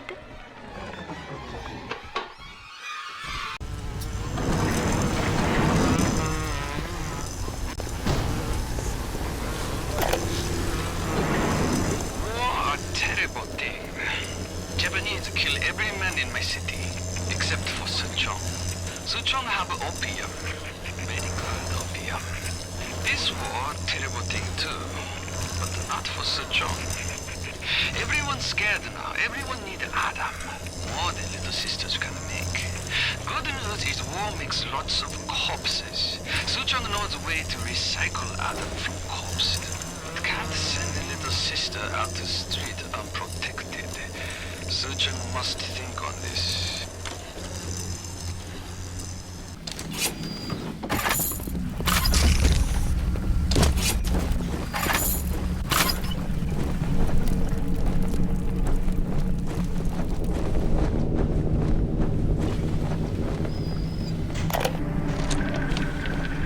Something must be done about Fontaine.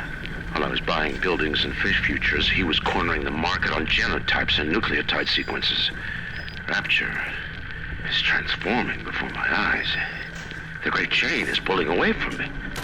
Perhaps it's time to give it a tug.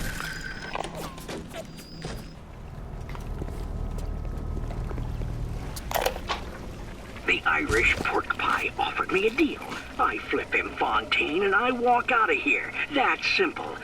How do I know that fat fuck isn't Fontaine's guy? How do I know they're not all Fontaine's guy? Fontaine's got Adam, and everybody wants it. Ryan's got a whole lot of talk and a nice suit. Even down here, any idiot can see which way the wind is blowing.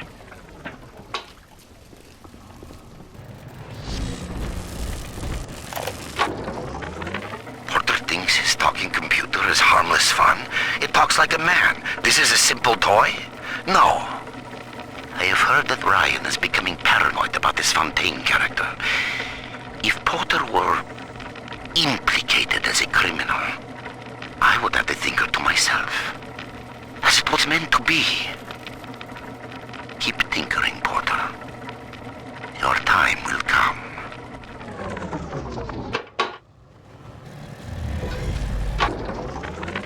I must keep an eye on Porter and his thinking machine. There's more than one way to muscle out a rival, and I suspect that Fontaine is vying for market dominance in computing now as well. Each hour that contraption spends crunching genetic code for Fontaine brings my city one step closer to dissolution. And if Porter should begin dancing to that hoodlum's tune, well, the machine is a marvel, invaluable. The man may prove obsolete.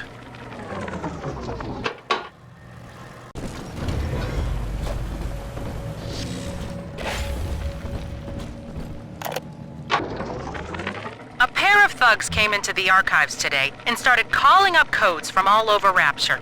People's private possessions, just rifling through them.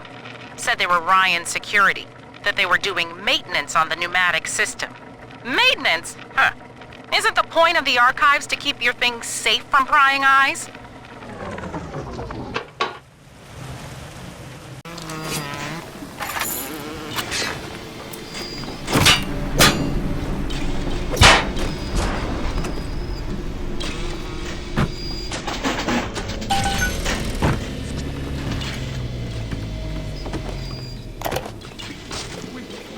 Hanging now, is it? That's what we've come to now. Look, I don't make the laws here. I just enforce them. But I didn't come to Rapture to string men up for running contraband. If Ryan and his crew have their law, then they can have my badge.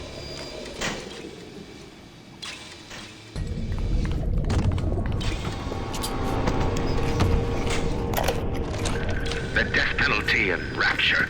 Council's in an uproar. Riots in the streets, they say. But this is the time for leadership. Action must be taken against the smugglers. Any contact with the surface exposes Rapture to the very parasites we fled from. A few stretched necks or a small price to pay for our deals.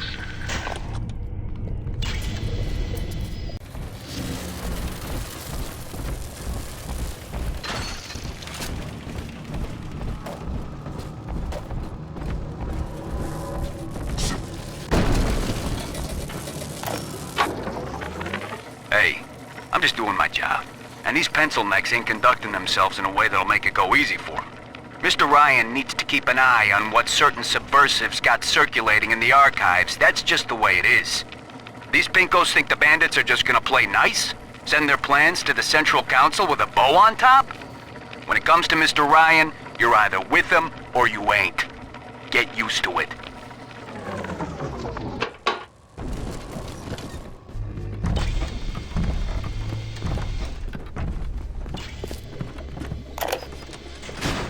The children must remain functional to be effective producers of Atom. I had hoped we placed them into vegetative states so they would be more pliable. I find being around them very uncomfortable. Even with those things implanted in their bellies, they are still children.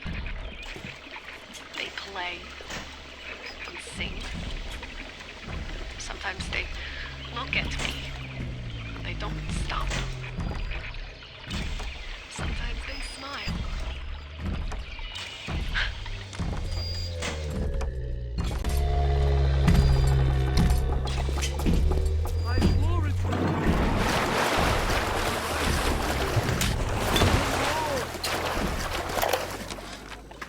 One of the children came and sat in my lap. I push her off. I shout, "Get away from me!" I can see the Atom oozing out of the corner of her mouth. It's thick and green. Her filthy hair hanging in her face, dirty clothes. That dead glow in her eye. Hatred. Like I never felt before. In my chest, bitter, burning fury. I can barely breathe. And suddenly I know. It is not this child I hate.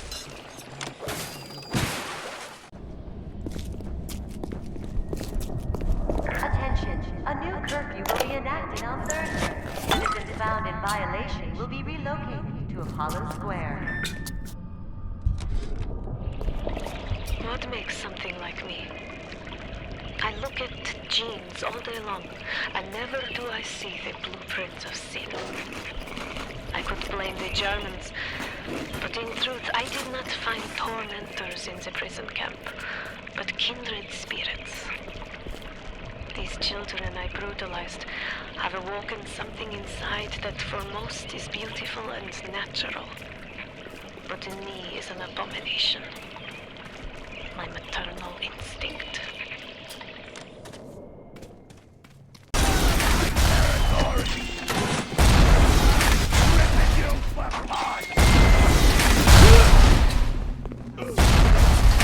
Troubled times.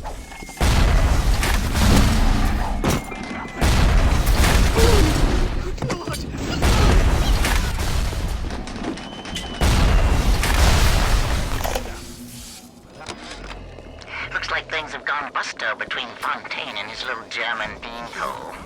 Why a guy like Fontaine would waste his time with that spooky crowd when he could be getting the gravy from any dish he chooses is beyond the understanding of this paparazzi.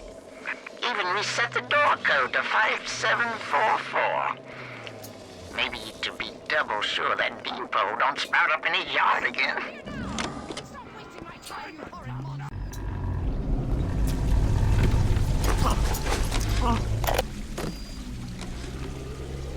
Now the eggs are in the scramble. We picked up Timmy Yates right after midnight. Either Ryan will be taking down Fontaine, or Fontaine will be taking down Ryan.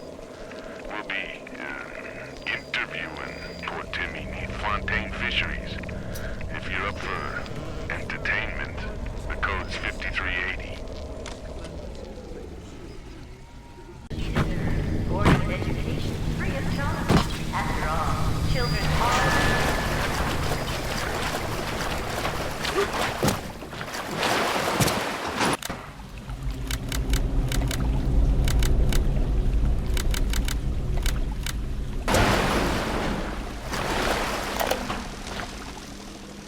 Mr. Ryan asked me personally to make this clear to you.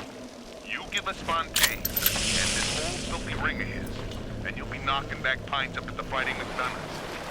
But if you prefer to play the mule, we'll treat you like a mule. Give him a taste, Patrick. What's that? Change of heart, Timmy? Timmy? Ready to talk now? Go on, Sullivan. Go on. Whatever Ryan thinks he can do to me, Fontaine can do double!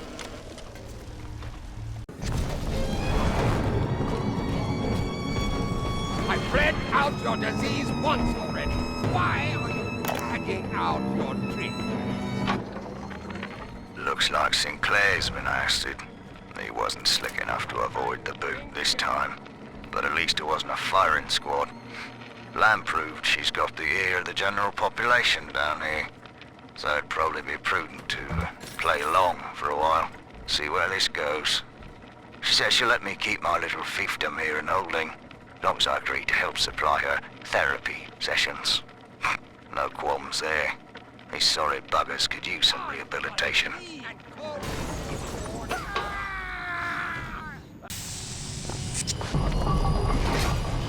It's freezing in here. Something tells me all that cold isn't just coming from the ice rink.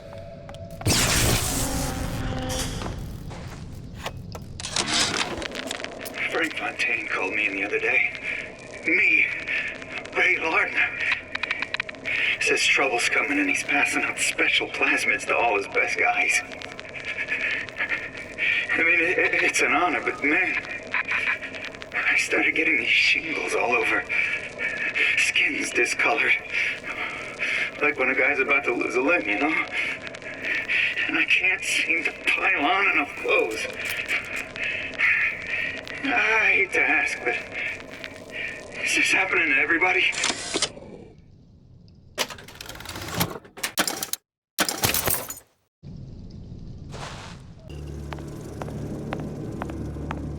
Those bottles. Just like on the coded note to Fontaine.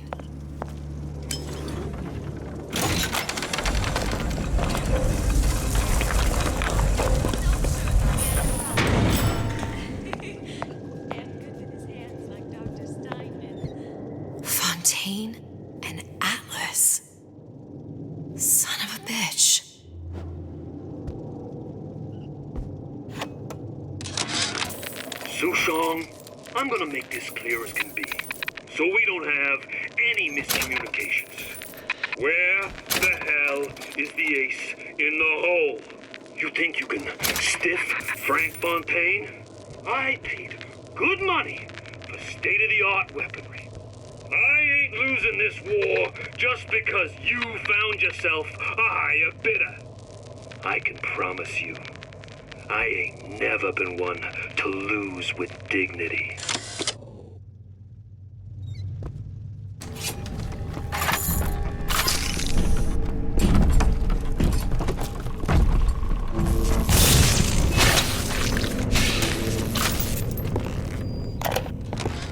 Mr. Ryan, I believe in Rapture. That doesn't mean we always win. Fontaine Futuristics is the biggest thing going in Rapture. So let me be plain.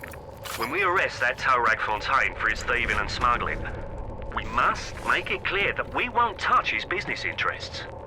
We sit on the council because these poor sods trust us, not because God gave us a chair.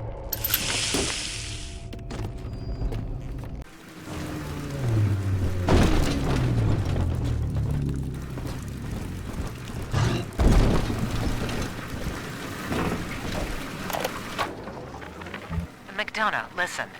There's a hell of a structural flaw here in Dionysus Park. A leak in the primary drainage pipeline could flood this whole joint. Faulty pressure locks would seal in every sorry soul. One clumsy Big Daddy knocks open the wrong pipe and, hey presto, Lamb's little art show turns into Fish City. God forbid the wrong element finds out.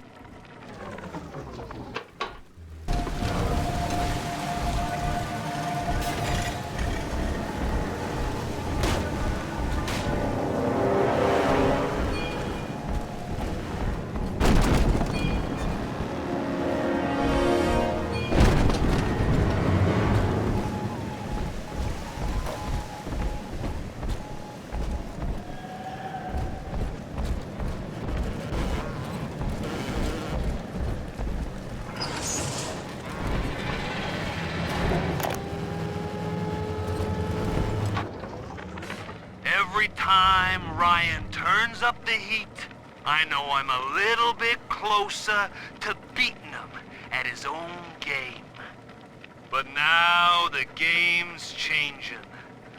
Ryan's boys are coming in heavy, looking to knock down my door and take what's mine.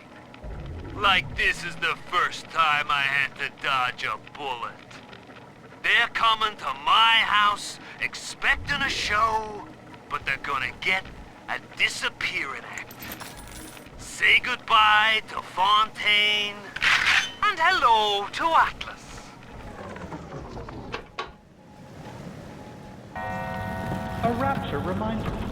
Wanting an item from the service is forgivable. Buying or I'm closing in on the whole ring.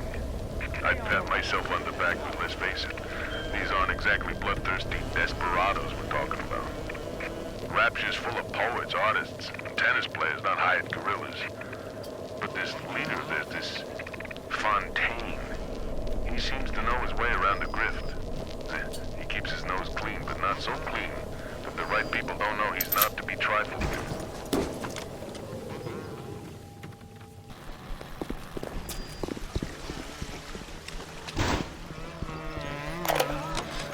Fontaine knew our blokes were coming. We were done over. Then splicers come screaming out the woodwork. Burping fire, spitting ice. Demons out of the Bible they were. I've never seen nothing like it. It wasn't a business he was building. It was an army.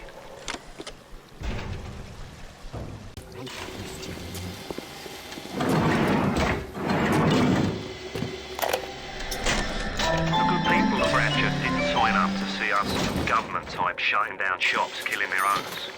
Even with a ponce like Fontaine. But he brung it upon himself. Instead of copping it on the chin, bugger gets it into his head that he's gonna go down guns blazing. Who does he think he is? John bloody Wayne? We can get on top of this. We can. Here's what we do. We find Fontaine's will and make what was his go to where it was intended. And not into the pockets of us that put him into the ground.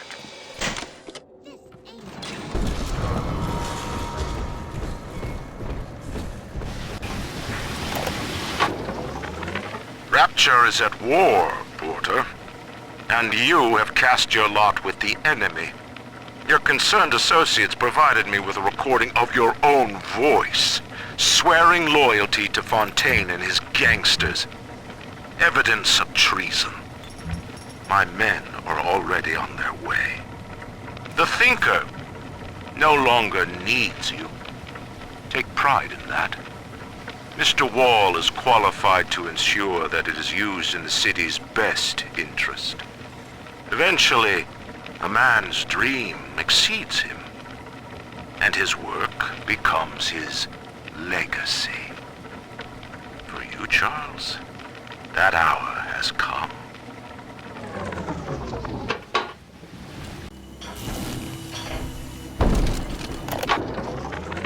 Well, Thinker, Ryan's secret police are on their way. They cooked up some kind of evidence against me. Treason, they say. I've heard what happens to folks who get disappeared, come back as one of those metal daddies. So, I'm leaving you with something to cogitate on in my absence. Inputting Rapture Departure Protocol. Figure a way to get yourself out of this city, Thinker. You've got to live on, no matter what happens to me. You'll find a way.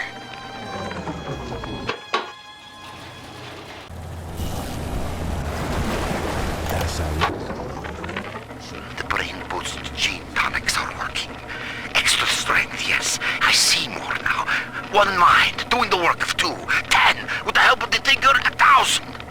The machine spoke, Ryan listened, and finally, I have the Thinker all to myself. Goodbye, old friend. Don't worry. You leave your creation in capable hands.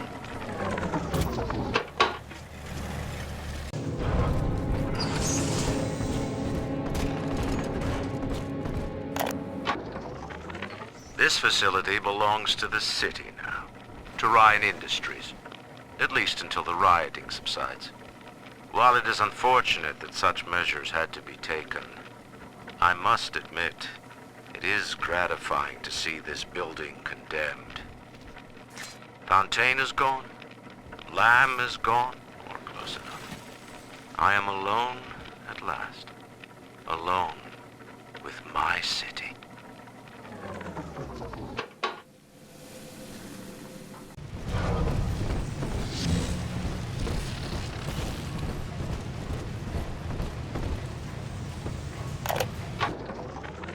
Dr. Siu Chong's abandonment was a nasty blow to the protector program, but I'm gradually settling into his role, picking up the slack that his carelessness left behind.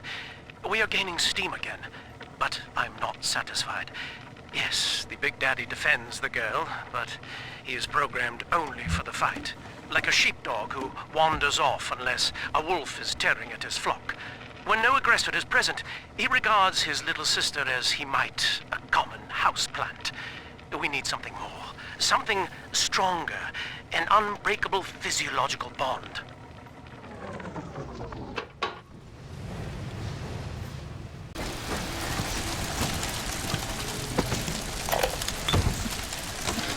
Ryan nationalised Fontaine Futuristics. He owns it now, lock, stock and barrel. For the good of the city, he says. He'll break it up in due time, he says. I've resigned from the council and lodged me letter of protest, but that's just pissing in the wind. It'll be war, I say, unless somebody stops Ryan, and right fast.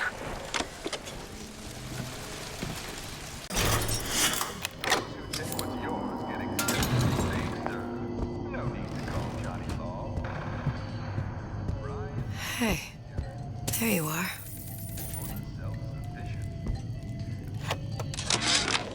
How many times have I asked Antonio for lockers with actual locks on them?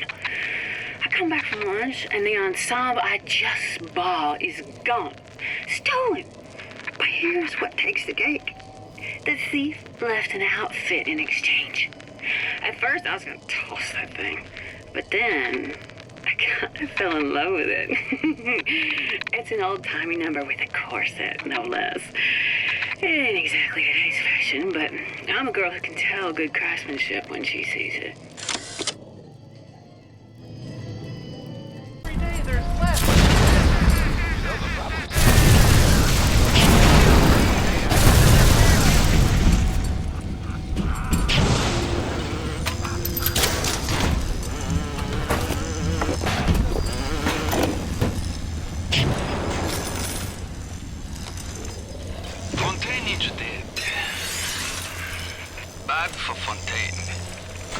Suchong. Play hard to get for a bit. Then Mr. Ryan get hungry for me. Tenenbaum gone, Fontaine gone. Suchong only one who know all about little sister. Like I said, it's very good for Suchong.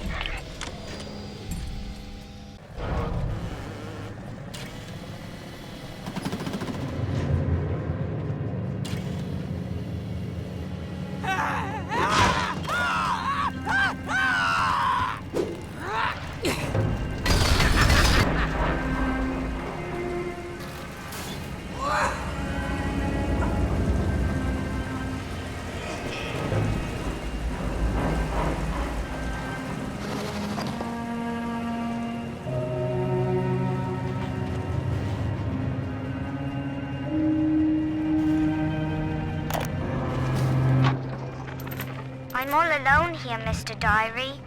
You're my whispering friend. A doctor keeps coming to see me.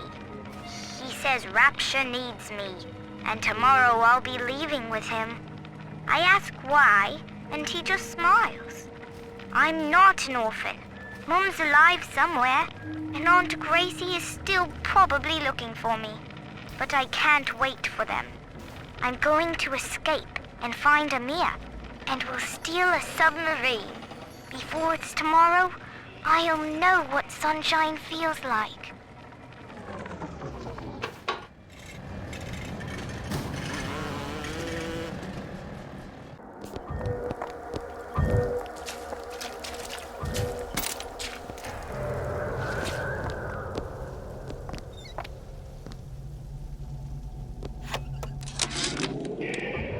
Observation number 17 regarding unknown phenomena. Phenomena presents is odd shimmer through which is observed what? Men in strange hats, women in large dresses, buildings that float. Is phenomena window to other space? Other time? What was it Einstein said? The only reason for time is so not everything happen at once.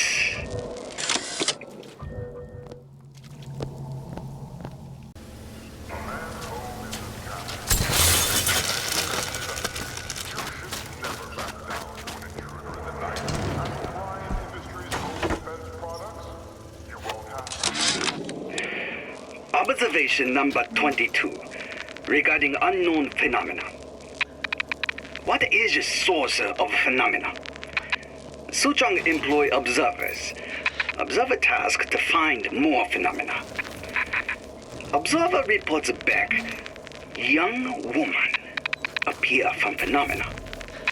And just as soon, young woman disappear. Observer has nothing else to report on topic. If Suchong can find this woman, she will make interesting new phenomena.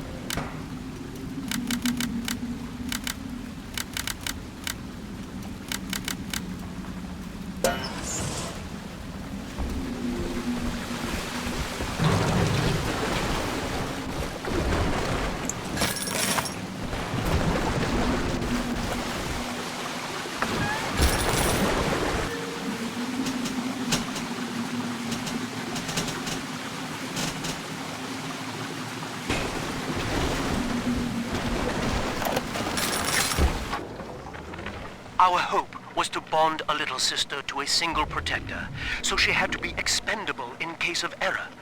As we were fabricating a father bond, we couldn't really afford to have the girl's parents asking around. So, Fontaine's orphanages provided, and the procedure was an unprecedented success.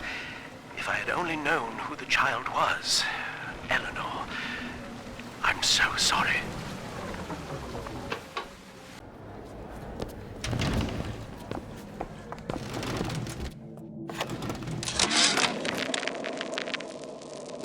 Ryan take over Fontaine Futuristics, scene of terrible violence.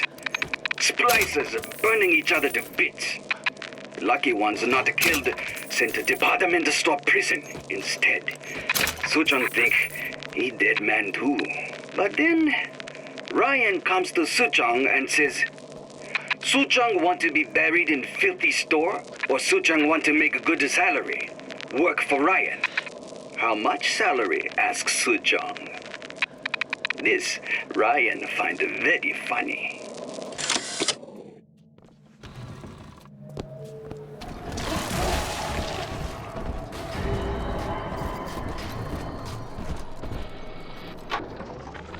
Delta was in top form today. The guards tried to make him take another dose of whatever the hell it is they're pumping into him, and he managed to take on all 4 of them at once. Snapping legs and arms, blood everywhere. They say one of the guys might not even wake up. I wish I could be that free.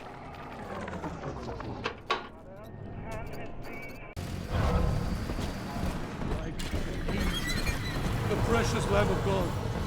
I know I'll reach that new Jerusalem. It's time to leave this place. I held out hope for months that I'd see my family again, but it seems like this rope is my only ticket to freedom. I'm sure Ryan has seized the bookstore. No telling where Gloria and Billy will have to live. Can't seem to form a complete thought anymore. Can't sleep with that glow coming in the windows. Things out there watching us. Maybe I'll get to sleep now.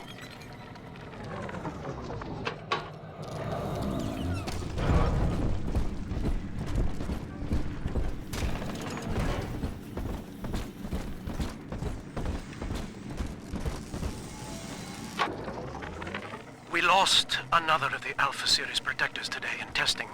Somewhere outside the city limits, he simply vanished. For these men, Rapture has no walls. We must find a method of conditioning them against abandonment of the Little Sisters. Something physical, possibly even lethal. The lab aides are starting to call them Big Daddies. Perhaps there's some genius to that. Bonded pairs, connected by a love that kills.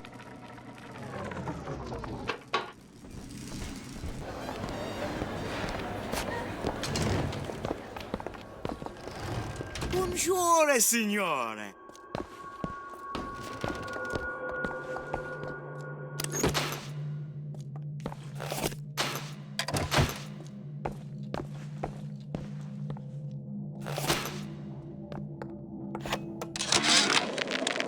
Suchong observe strangest of coincidences. On other side of a window, man in strange hat experimenting on Suchong's own creation. On plasmid. Man name of Fink. Outrage! Theft of intellectual property! But man name of Fink is no fool. Through addition of oxidizing agent, turns plasmid ingestible through stomach lining. Mr. Ryan very impressed with Suchong's initiative. Theft of intellectual property, two-way street.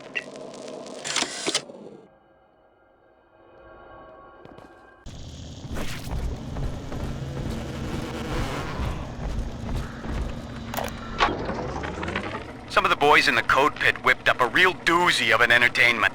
Monitor screen hooked into a sort of tiny airplane cockpit, yeah? And that's swell, because what shows up on screen is an X, that's you, and a bunch of O's, like a Spitfire surrounded by a squadron of Jap Zeros. You fly your little X around and shoot them down one after another. The wall caught us at it one night, called it a waste of time. I don't know. On balance, ain't it better to change what's on the screen than just stare at it?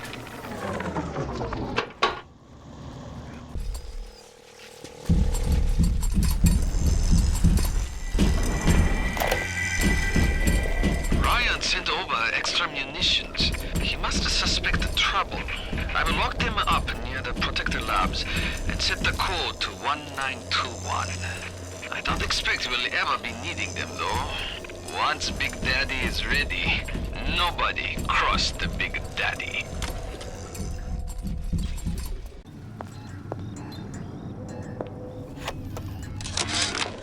Suchong, what the hell were you thinking? Drinkable plasmids?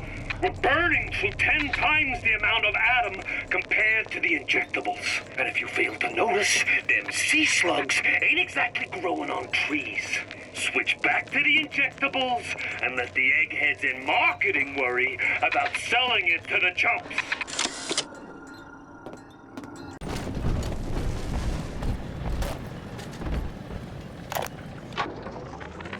The pair bond is a success. If somehow an Alpha Series wanders too far from his little sister, our physical failsafe kicks in, a chemical trigger that induces coma. It is a symbiotic relationship enforced by the girl's pheromone signature. The first successful candidate was Delta, I believe. It is unfortunate that poor Dr. Suchong will not be here to raise a glass.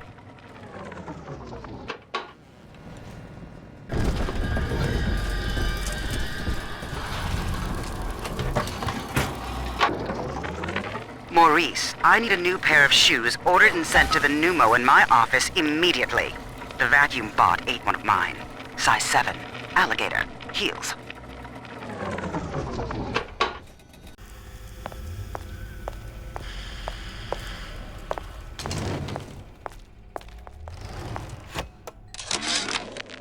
And before I knew it, Ryan had me bounced out of my own restaurant. And that Korean had the run of the place. It was a good business, I tell you. I never should have told anyone about that light. About those weird buildings I saw floating in the clouds.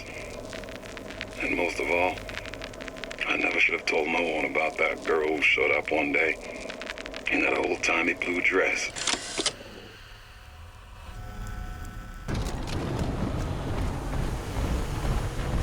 The voice of great multitude. Voices, leave me alone. Things aren't so rosy for Lamb's little collective farm down here, no matter how much influence she's got with the inmates. She keeps feeding Ryan more and more of her people for the Big Daddy program in order to keep the rest of her flock alive.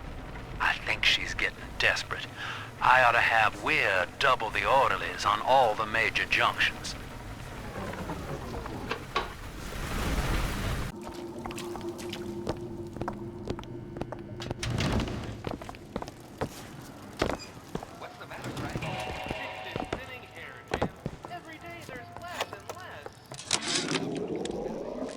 It used to be such a thrill to hear Ryan speak.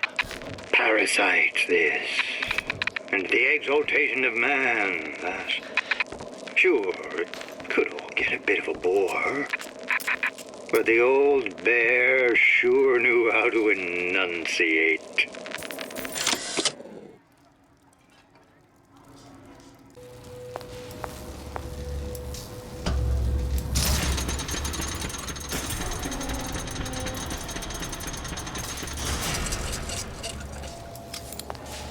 I was here as well. Right after I came through, I needed something to wear that was a little more rapture appropriate.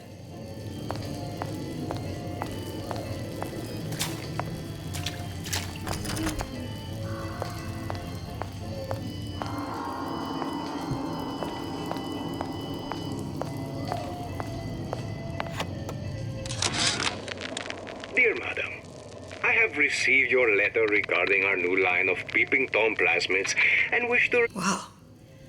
You didn't have these books in my tower. Dear Madam, I have received your letter regarding our new line of peeping Tom plasmids and wish to respond thusly. Tough luck. This is Rapture, miss. What my customers do with my product is their business. If you are feeling uncomfortable, you are more than welcome to line the walls of your home in lead. If you wish, I could direct you to a reputable supplier. I suppose you're right. But where am I going to shop now? I hear there's a sale at Riot Boutique.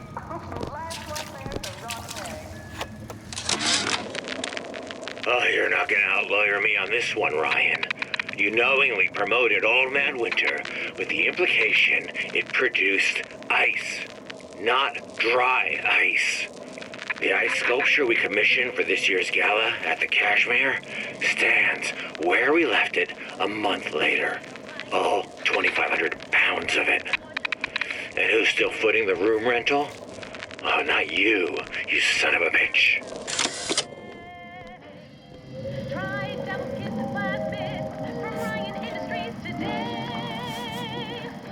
And just take the winner. This ain't the Goodwill.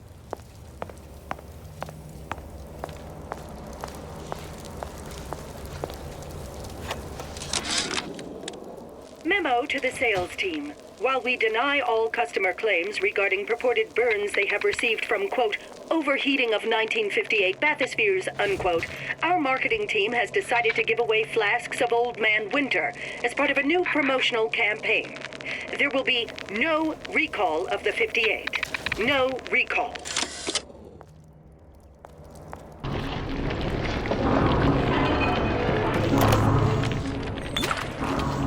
Initial deployment, Vita Chamber. Client Ryan Industries, stage 1, is complete. Sinclair and Alexander tried to explain the science to me, but Suchong does not believe them. They keep saying plasmid reconstruction this and quantum entanglement that, and then proof dead people come back to life. Bullshit! Of course, Ryan will only allow it to be tuned to his genetic frequencies for the testing.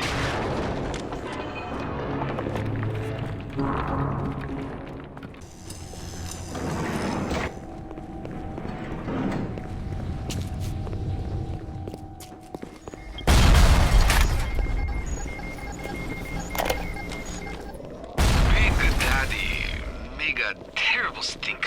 Very smelly. Maybe something can be done. But the little sisters seem to like the order.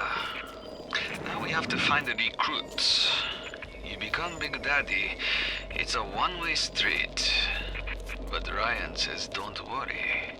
Recruits will be no problem. That Ryan. He's a good guy.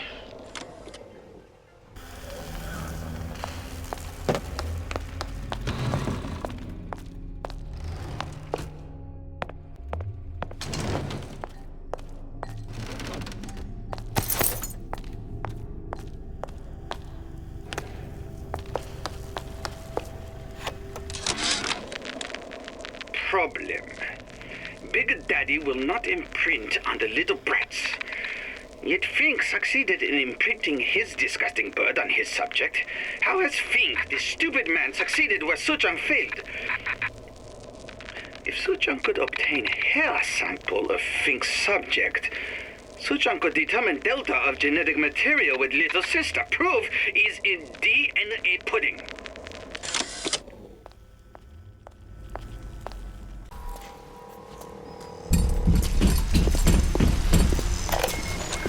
I'll admit Fontaine showed some foresight when he built up the plasmid business, but the man really never understood sales.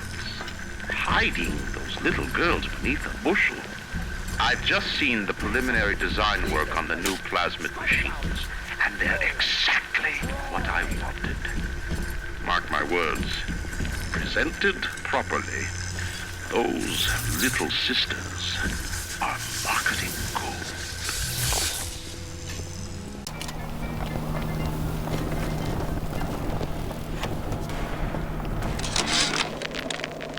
Oven of the future, huh? Yeah, the kid got hold of that damn radar range last night. Started trying it out on everything. Apples, marshmallows, spoons. Had himself a fine time until our Pekingese stepped in the way. And for some reason, I'm the one in touch with the wife. Well, I locked the damn thing up. So don't forget the code. It's 3958.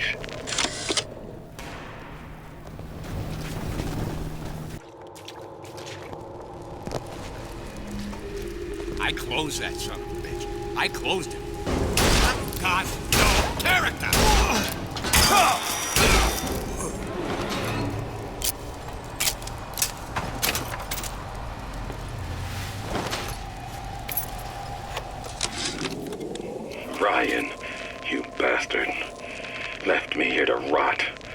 sure.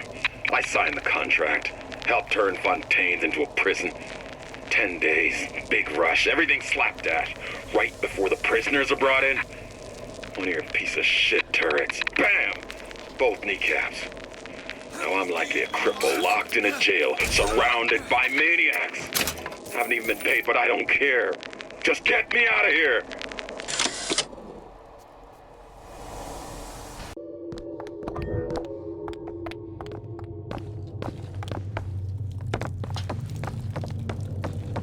Seems right up your alley. I'll give it a whirl.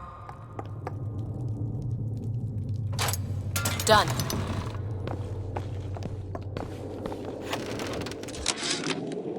I keep dropping audio diaries in the pneumotubes like a message in a goddamn bottle, hoping one will get through and someone will save me. If you get this, send help. I'm holed up in the shoe storeroom. The code's 0928.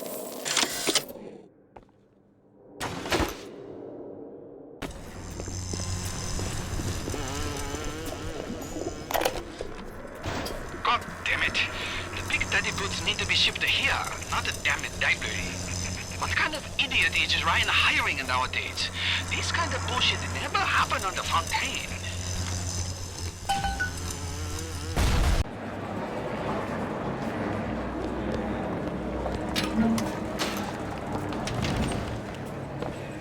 Get on with it. Do you have any idea how valuable my time is? Ryan's been good to me. Few are the patrons who truly understand the struggle of the artist. But even I was a little leery when he shuttered Fontaine's business and sent that bald buck to a grave deep in the briny. But when Ryan buried all of Fontaine's pals in that department store, someone had to find a home for all those freshly minted orphans. And if I turned $1 or $2 in the process, you can hardly blame me for doing well by doing good.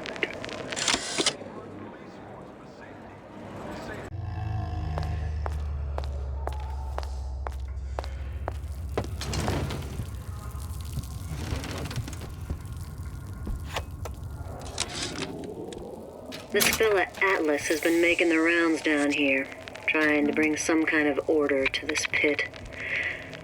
All the splicers think the man walks on water, but something about him smells stink to me. Reminds me a bit of my former employer, Frank Fontaine. Always talking about how he was going to lift Rapture right out of the old man's wallet. No fuss, no muss. See where that got him. Can't they see that?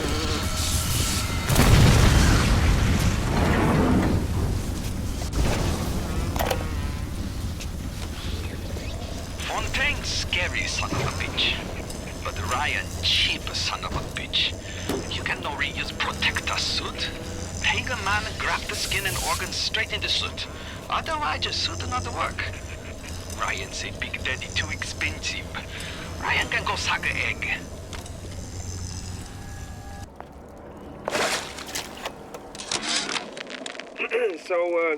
So Atlas asked me to figure out where to strike first when we bust out of this place, but, it all depends on when we get out, November 5th is a big founding of Rapture shindig at Fort Frolic. Valentine's Day, Arcadia's real popular. If it's near New Year's Eve, then, hey, we could pop the corks off all the stuffed shirts down at the Kashmir restaurant.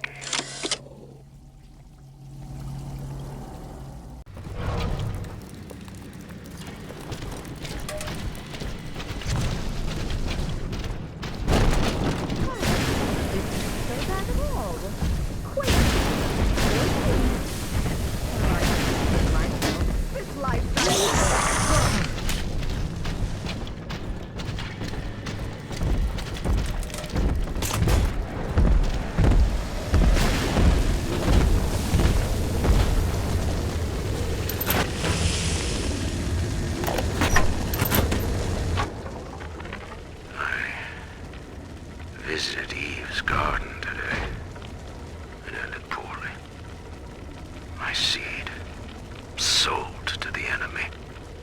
The motive of the whore as yet eludes me. But Atlas approaches, and come what may, I will not be made a slave.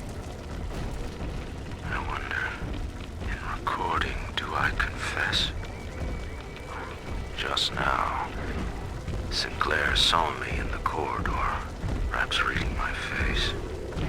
The bastard looked me right in the eye and suggested I make an appointment with Dr. Lamb.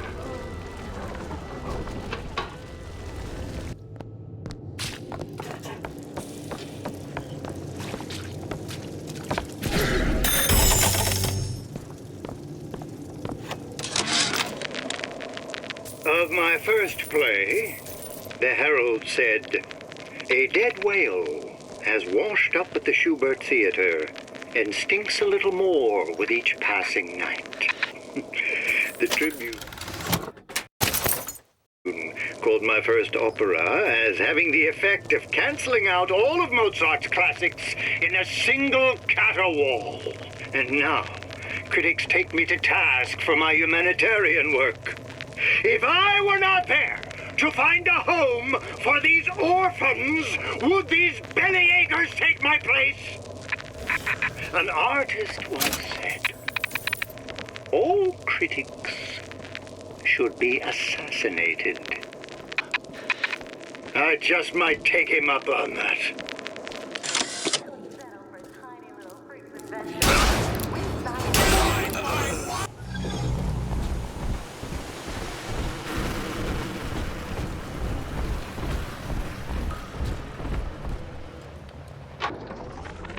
Need I remind you, Sinclair, that Lamb is your problem now? She's no longer a citizen of Rapture. That was the proviso. You wanted her expertise, and now you have it. Ryan Industries is your client, and we require test candidates from among your charges. The protectors are short-lived. Lamb would be a messiah, correct? Well, sell her a sacrifice to save the flock. A good lead like you get away!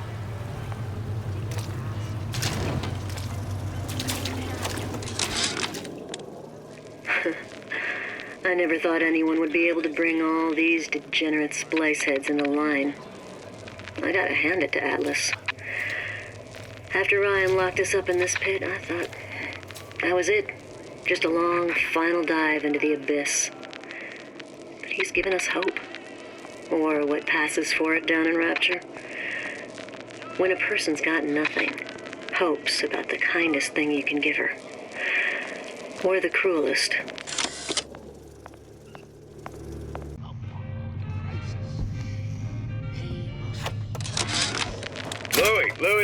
Louie.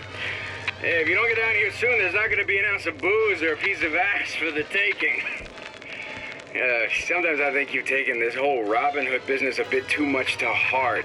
Fontaine's got us out there ladling soup for the purpose of building an army, not to share the milk of human kindness. You keep up this kind of behavior, I'm gonna start thinking there's more red in you than Karl Marx. What the hell? Splicers. They're busting in! Hurwitz! Tell Fontaine the perimeter's compromised!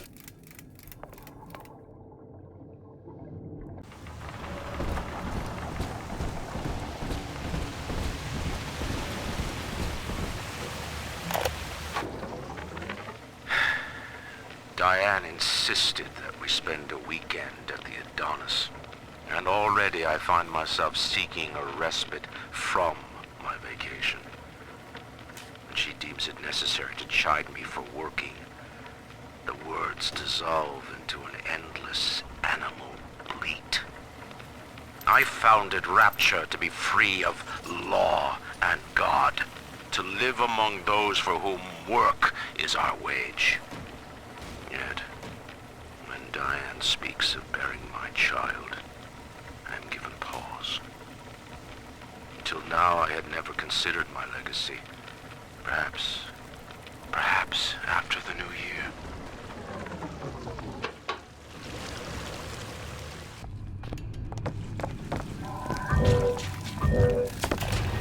Hey!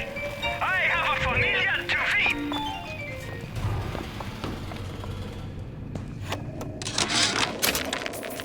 You thought the whole ice sculpture fiasco was just gonna bounce off you, didn't you, Ryan? Well, you ain't made of rubber. You got your circus of values selling your goods, security devices protecting your property. You think you own them, but you don't. I'm learning how to turn your creations against you. I promise you one thing. Machine gun bullets don't bounce.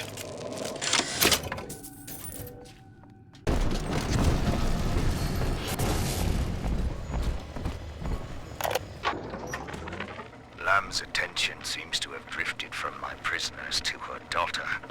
Guess she figures they're irredeemable. Now I got guys clamoring for the next fix of Adam, and I've got to pull teeth to squeeze any out of the good doctor. Guess I'm lucky her treatments kept them too weak to storm the tower, or they'd have my guts for garters.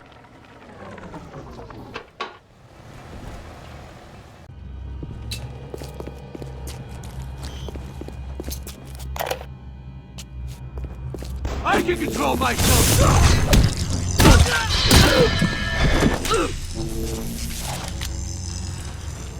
Hey, Brenda, you care to tell me why you've had a hole in the wall the size of Plymouth Rock coming out of your crapper going on 3 weeks now? Now, I ain't saying I'm Shakespeare. I'm trying to run a respectable theater. I got working folk coming in from Port Neptune trying to catch a little diversion. And all they can think about is the stink coming out of your shitter. Get it fixed.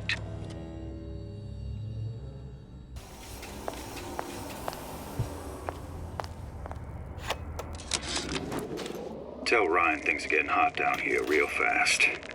The goddamn leprechaun is building himself a regular army. If you'd asked my opinion, which you didn't, I'd send a crew down here and clean up the place before they show up on your doorstep. But who am I except some undercover schmuck you sent to give you straight dope?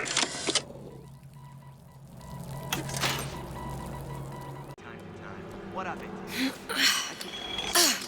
Free energy. You know you don't belong here. Ryan's minefield is well laid out, I'll grant him that. Yeah, but what security system made that ain't got a hole or two in it? If I was taking book down at Fort Frolic, I wouldn't like my odds. If I jig left when I should go right, there ain't gonna be enough bits of me left to set a crab's table. When I find you... Witness the origins of the most important discovery in Rapture's history. Sea slugs, the incredible invertebrates that led to the creation of Adam. On display now at Landing Aquarium. Since what you doing? In my...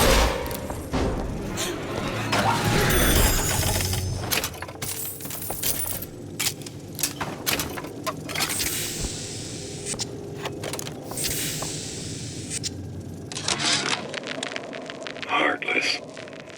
That's what this town is. All my audio diaries begging for rescue came back unread, marked return to sender, insufficient postage.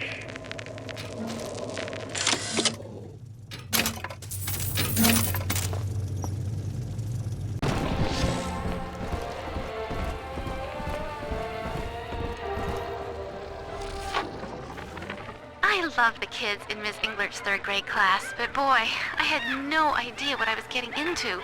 Volunteering to chaperone this New Year's sleepover party at Ryan Amusements. Donnie, get down off that exhibit, and I told you, spit out that gum! You'll choke! The kids' parents deserve a night off to enjoy New Year's, but I'm at my wit's end. Donnie, I told you!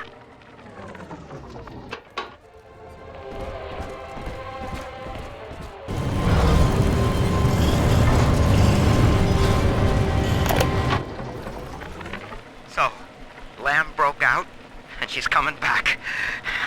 Wow. Okay, didn't see that coming, but okay. Oh, that is gonna be... Oh, what am I gonna do? And I've heard a lot of these people down here talking. Some of them I know saw the thing with Eleanor, and who knows what. You can't just stop, a whole cult from talking, can you? Well, maybe you can. Yeah. Maybe you can.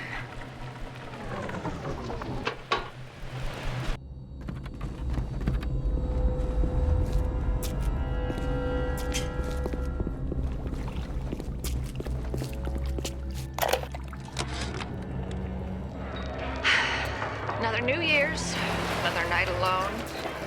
I'm out, and you're stuck in Hephaestus, working. Huh. Imagine my surprise. Oh, I guess I'll have another drink. Here's a toast to Diane McClintock, silliest girl in Rapture. Silly enough to fall in love with Andrew Ryan. Silly.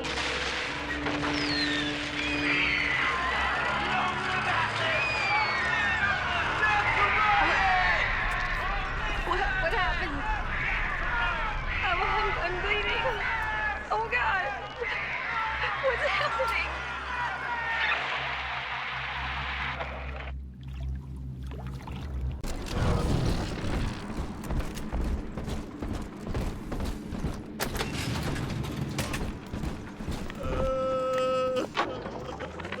I think all of the children have finally fallen asleep. And now that the park is all quiet, I can't sleep myself. I guess it's just you and me, Mr. Voice Recorder. You, me, and 1959. I wonder what the new year will... What was that? Something's happened. The lights are going out. Kids, stay in your sleeping bags. It's gonna be fine.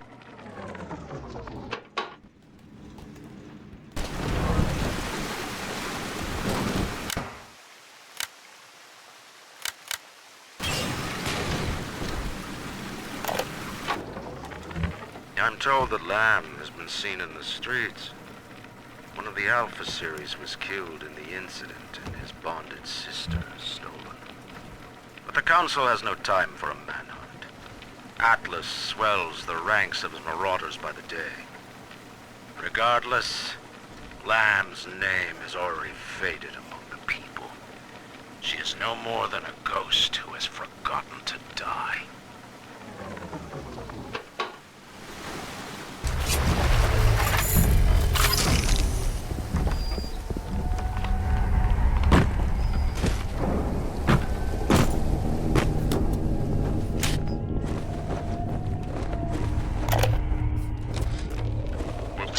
Bathyspheres in lockdown until further notice. Ryan had us install some kind of genetic device into the thing, so only Ryan and his inner circle will be able to use them without dispensation. But the boys tell me the keys are pretty unreliable. Sisters, cousins, anybody in the ballpark genetically will be able to come and go as they see fit.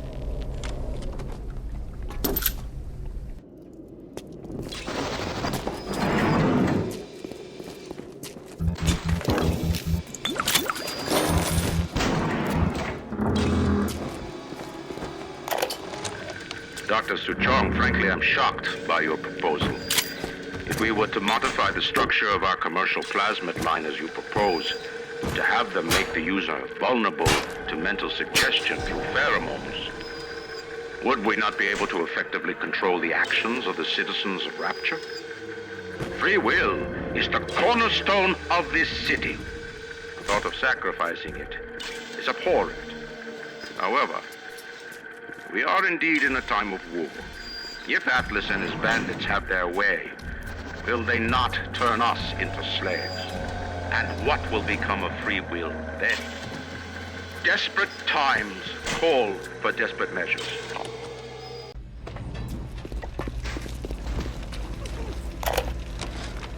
Dr. Steinman said he'd release me today. Ryan didn't come to see me since the New Year's attack, not once. But Dr. Steinman was very attentive. He told me that once the scar tissue was gone, he was gonna fix me right up, make me prettier than any girl I've ever seen. worried, all right. And so interested in my case.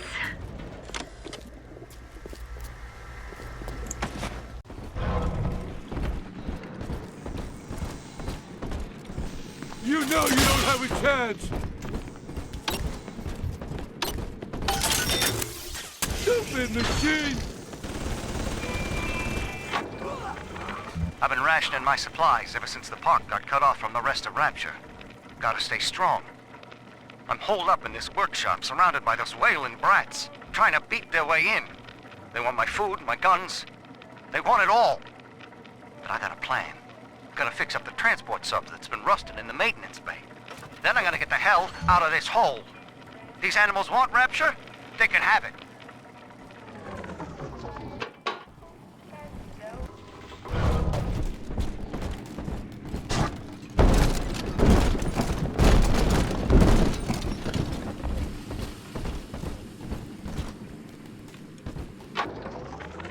2 weeks at my last count. 2 weeks since we were trapped in this rotten park. I haven't been eating. The children need all the supplies we've got left. Need them more than I do. I don't know what's gonna happen. I can feel myself getting weaker. The children have noticed the condition I'm in, of course. What will happen once I'm gone? They'll be all alone.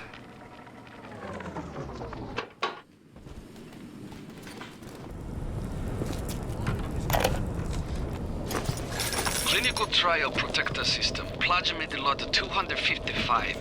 Dr. Suchong, client Ryan Industries. Very frustrating day. I can't seem to get the damn big daddies to imprint on the little brats. The protection bond is just not forming. Papa Suchong? Get away. Maybe if I modify the genetic sequence... Shush! Sure! The sequence to allow for... Get away, you filthy little shit! What? What are you doing? Get it back! Get back!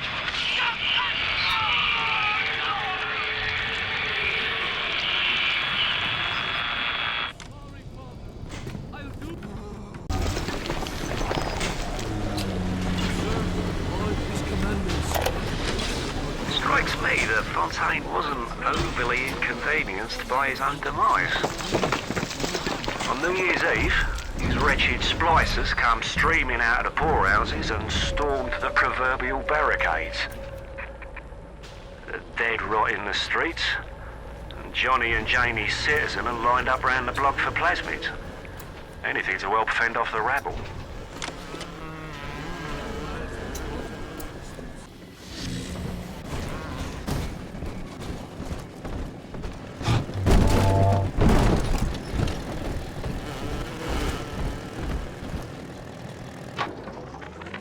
That's it. We have to close down the limbo. Bomb goes off in that fancy place uptown and everybody panics. Pulls their money out of the banks. A whole city tugging on the same dollar bill. So the banks fold. And maybe 1 in 10 got their savings out. Who's gonna come here me nightingaling about how broke they are? How am I gonna provide for little Eleanor?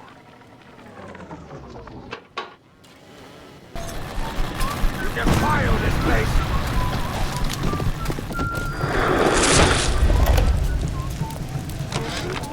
They dress up in leaves and call themselves the Saturnine. Please. They drink human blood and chant, "Harness the flame, harness the mist," and believe they're touched by the ancient gods. An aging bunch of frat boys tilting back goblets of plasmids and calling it ambrosia.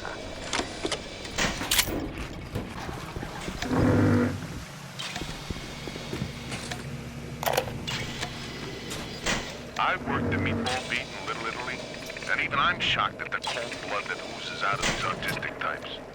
This broad Culpepper and that fruit job Cohen are in some kind of feud. And Cohen's looking for my security detail to pick sides. The next thing I know, I'm called into Ryan's office to talk about the whole mess. Goddamn nut job artists.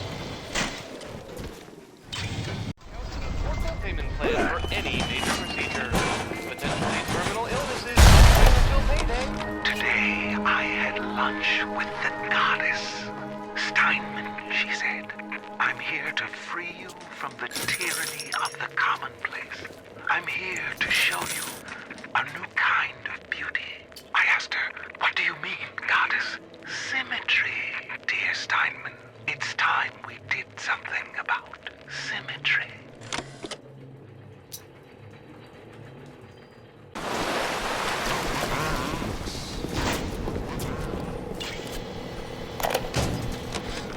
Aphrodite is walking home, shimmering like a scalpel.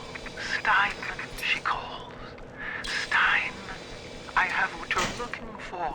Just open your eyes, and when I see her, she cuts me into 1,000 beautiful pieces.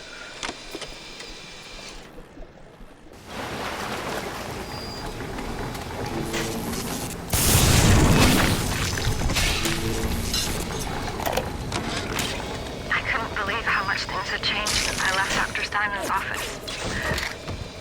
It's like I don't even recognize Rapture no more. I hear they've been rounding up people in Paula Square. I asked Ryan how could he do such things to innocents. He said, innocents.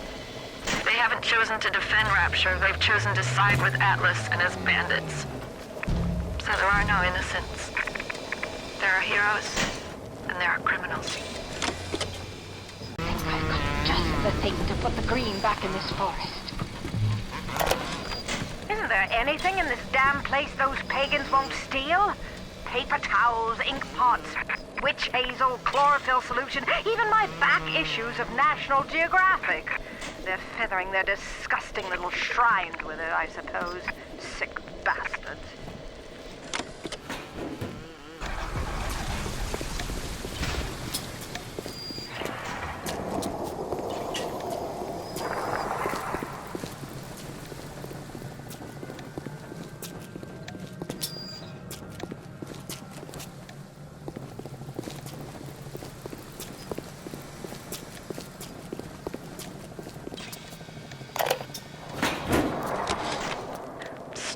Again.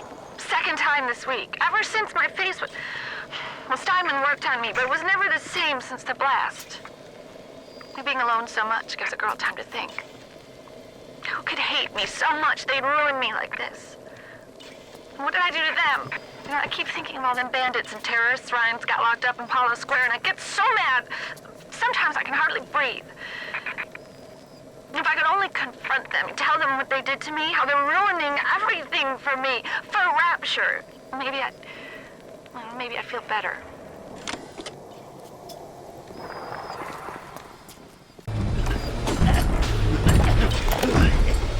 Do you guys have any idea there's a war on? If you don't follow proper maintenance of those big daddies, they burn through those R-34s like them Eve's apple berries go through penicillin. I've got Atlas's goons hitting us non-stop and 2 dead mechanics just this week. We need to control costs. If I wanted to deal with amateurs, I would have stayed on dry land. I'm on to you.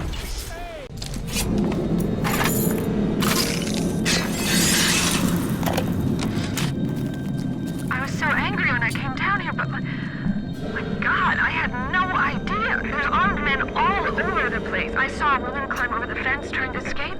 One of Ryan's guards pointed at her and she lit on fire. Just like that. What's happening here?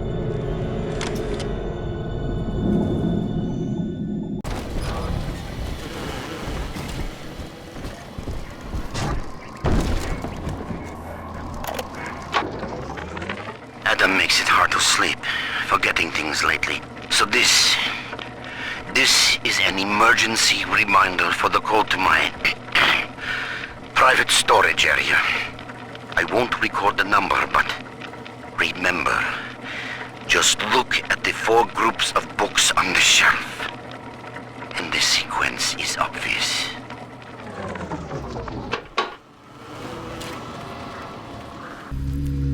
Perhaps we'll die on a ham and... Whenever anyone wants others to do their work, they call upon their house. I bribed one of the gorillas at the gate to let me in. It's awful in here. To my right, I can see a dead woman lying in the street. Everybody just walking by her like she isn't there. But I noticed something spray painted everywhere. Atlas lives. I mean, I don't know what it means, but something tells me it's important to these people.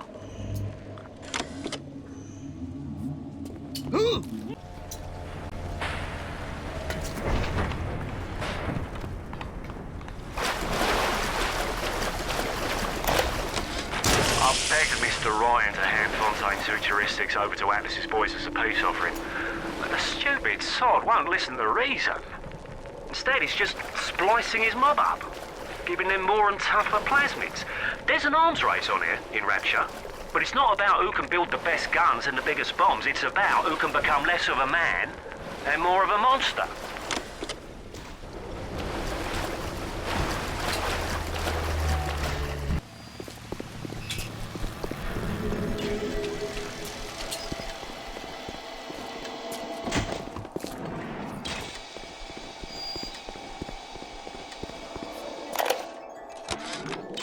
I just got the word to put the bump on Anna Culpepper. This isn't some gangster or hard-nosed political operative. We're talking about a dizzy twist what wrote a song or two that got under Ryan's wig.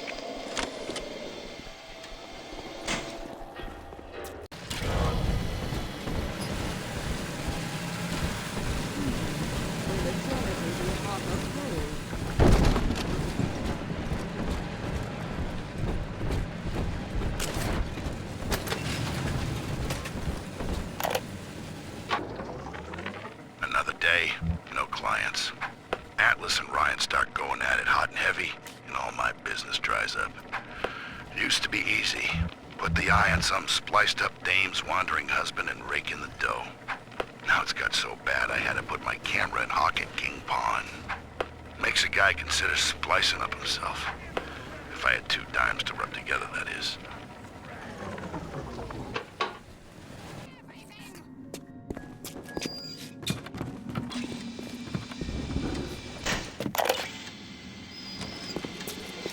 When it was done with Culpepper, I left her as she was in the bathroom. I seen she had a blanket half knitted by her bed. It was nice, black and red and pretty. So I took it, so I could, have somebody finish it, so it could be of use to someone. It just didn't seem right to leave it lying there, all by itself.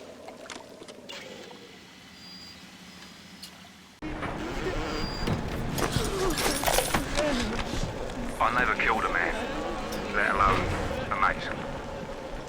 But this is what things come to. I don't know if killing Mr. Ryan will stop the war, but I know it won't stop while that man breathes. I love Mr. Ryan, but I love Ratchet. If I have to kill one to save the other, so be it.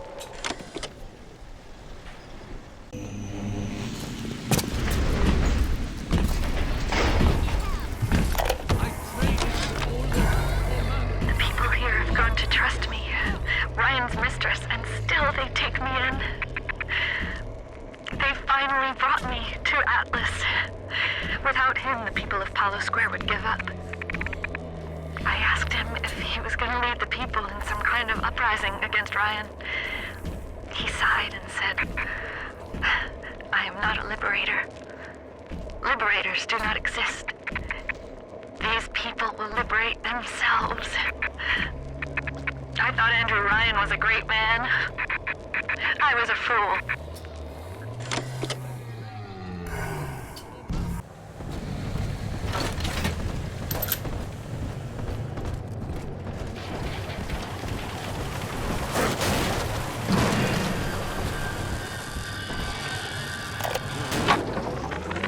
Robotic little sisters. Robotic little sisters. Sure, Mr. Ryan, we'll take that contract. Sure, yeah, we'll front all the R&D costs, no problem. And when the big daddies ignore the little robot girls and all your fancy field tests, hell, what are we gonna do with all the full production run of these useless things?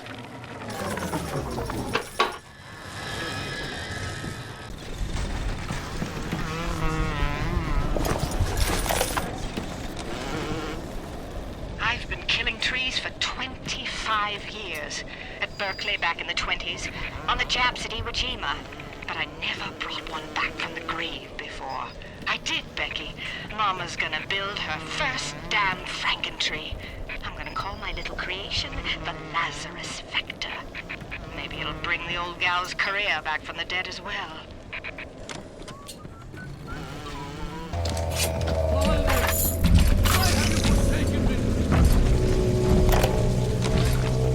Darling Masha, we don't know what has happened to you. Ryan's men have taken you away and said you are needed to save Rapture. Who needs a child to save a city? But I see these little girls crawling out of these vents, and I only wonder if you might one day crawl out of this vent and find this note. We look for you, but if you find this, come to us at the Fighting McDonald's in room number 7. The code to our room is 7533. We miss you, our darling child.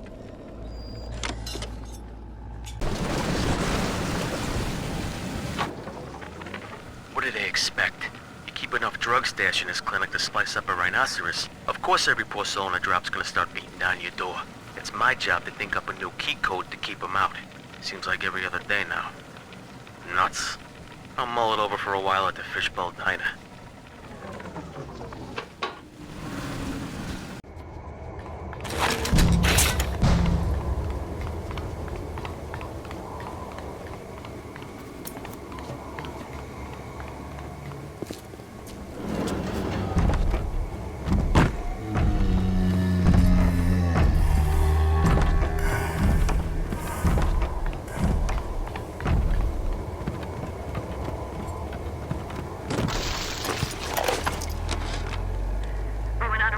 outside the wire today. We snagged 31 rounds of buckshot, 4 frag grenades, a shotgun, and 34 atom. We lost McGee, Epstein, and Vallette. We got one of those goddamn big daddies in the bargain, though. There was something awful they had to do to that little girl to get the atom, but we didn't start this thing. Ryan did. I can't wait to tell Atlas. He'll be so pleased. Never play a man for the short con when you can play him for the long one. Atlas is the longest con of all. Ryan wanted Frank Fontaine dead. I just gave him what he wanted. As Atlas, I got a new face, a clean record, and a fresh start.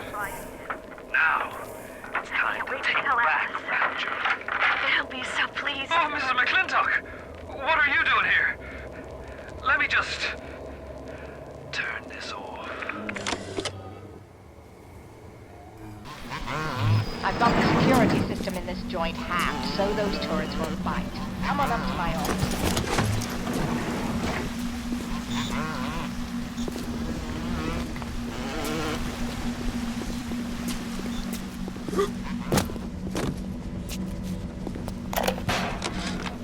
Who says you can't teach an old hound new tricks?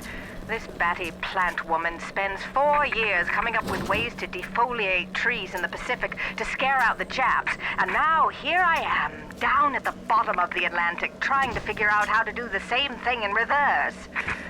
Adam. It's bathtub gin times the atom bomb times Eve with a serpent. Let's go see what it can do. Jesus loves me, this I know, for the Bible tells me so.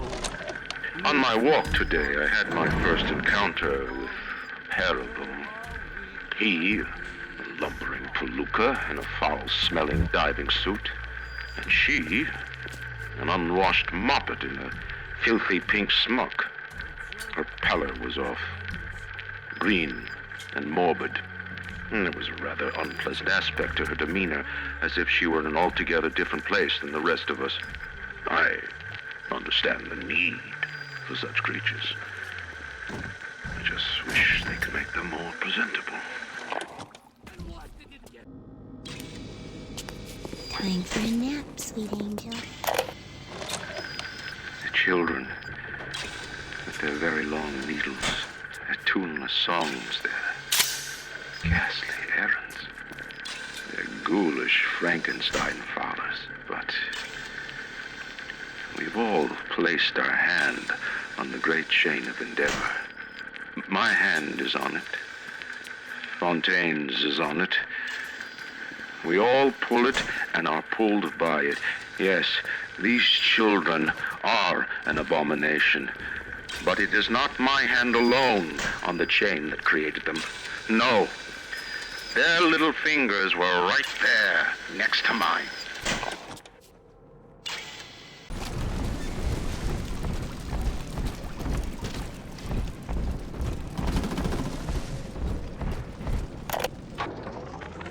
Blasted Simon! So Rapture leaks. Crying about it's only gonna add to the surplus of moisture, innit? Nothing's to say, it's our design. But Simon goes to see Dr. Lamb anyway, beset by guilt, because we can't find another contract. Then he comes out the other side, saying he's always wanted to take the orders. He's Father Simon Wales now. If I ever see that Sophia Lamb in the street, I'm gonna give her the back of me feckin' hand, and a nut on the head besides.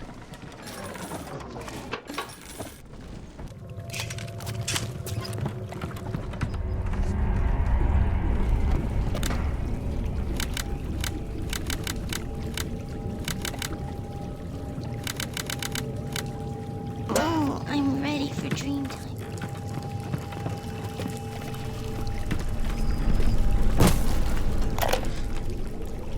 We saw our Masha today. We barely recognize her. That's her, Sam said.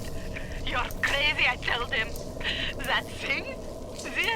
That is our Masha? But he was right.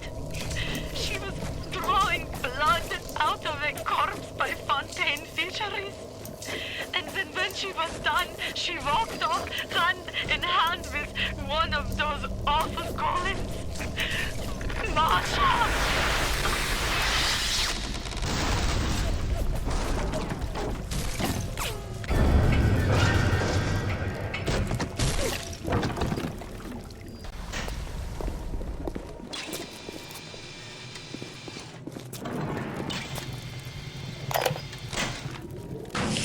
Lock us in, old man? Oh, that's fine with cops.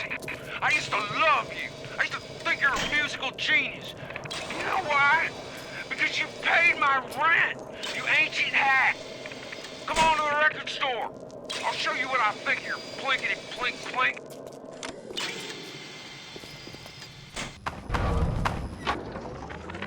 With this damn faulty memory of mine, I need to record a clue so I don't forget the key code.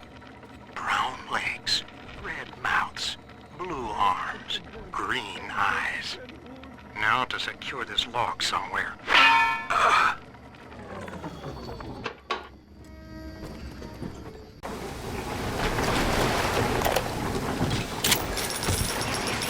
know about the lockdown. It's absurd. Just give me a minute. Lazarus tests are very promising.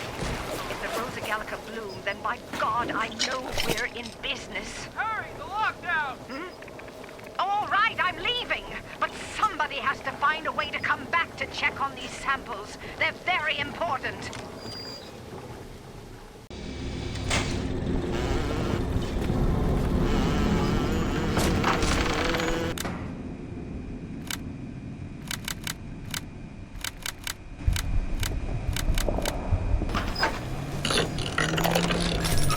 Point of being a damn genius if the only ones around to appreciate it are a bunch of spliced up morons. I've cracked the vector, or at least I'm 99% certain I have. I just need a bud of Rosa Gallica to confirm my analysis. Distilled water, a bit of chlorophyll, and enzymes extracted from Apis mellifera. That's right, sweetheart. Honeybee spit.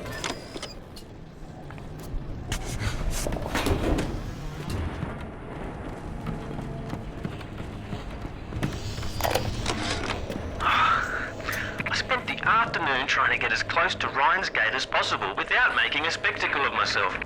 He's got it shielded 6 ways till Easter. There's no way into that base. All I got for my trouble was the hairy eyeball from Ryan's splicer mates.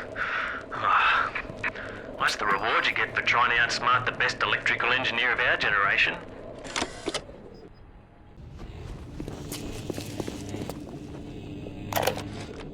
Julie, my dear, I am trying to run a business here. You want to spend time with my honeybees? Well, I'm gonna have to start charging you for the pleasure. If I come out one more time and find you lolling out there amongst my hives, I'm grabbing my shotgun.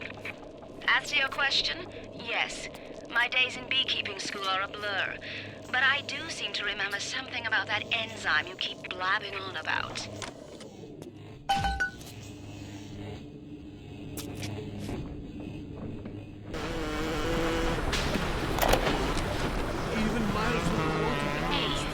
An assassin.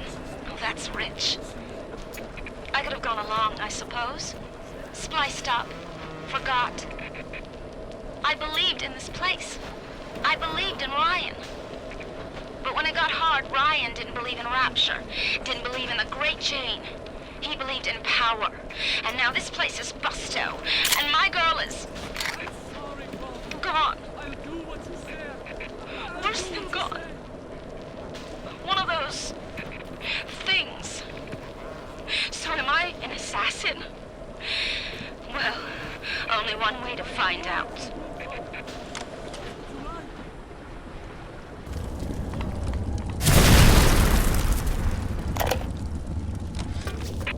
You think you're gonna finish me in here, you old fruit? You're the saps you tossed in this meat locker, all panicked like rabbits. I just watched and waited. And when they started to kick, I started to scavenge. Made myself a little splicer cocktail I did. You can't come in from the cold. And you gotta grow ice over your heart. And the Iceman cometh, Sander, baby. The Iceman fucking cometh.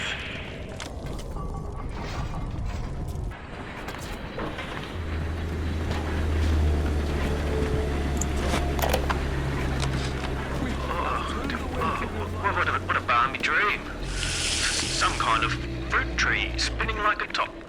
And it was pouring juice down Ryan's throat, choking the bastard. But it wasn't a tree, really. When I looked closer, it was the core control. The gizmo that feeds the maglocks on Ryan's gate. You can't cut off the power. It comes right from the volcanic vents. Ryan always gets his juice. But I suppose you could drown the son of a bitch in it.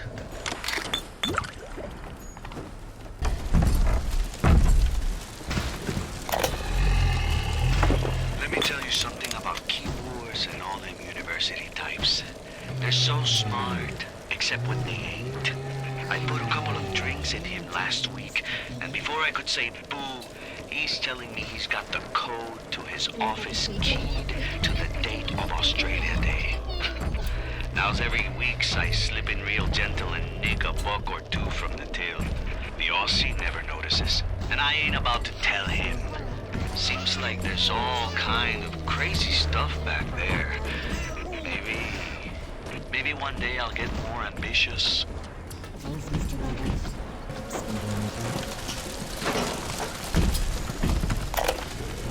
I didn't recognize the twist that come into the shop today. Stacked like Sally and dressed to the nines. She's played her cards pretty close to the rest, but you ain't gotta be no college job to see that she's into some bad china. She was asking about magnetic locks and some such.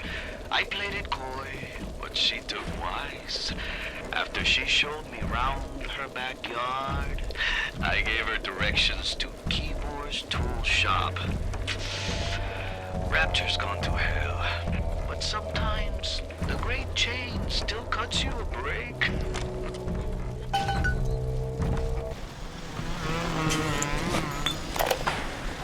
I had to go jungle style with that filthy ape for 3 weeks, but he finally spilled the beans on how to get to Andrew Ryan. Generate a sympathetic overload in harmonic core number 3. That's simple. Now all I gotta do is figure out what the hell a sympathetic overload is, and for that matter, a harmonic core number 3. Piece of cake for an electrical engineer. Too bad I designed ladies' shoes. Gonna go see the grease monkeys left alive in heat loss monitoring. See what I can shake out of their trees.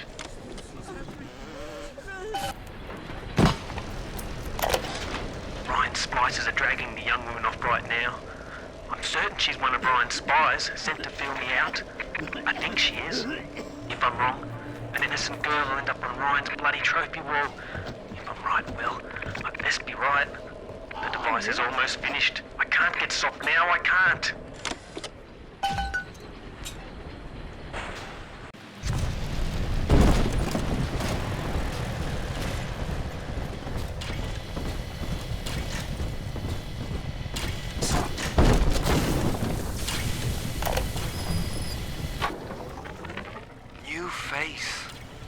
I have a new goddamn face.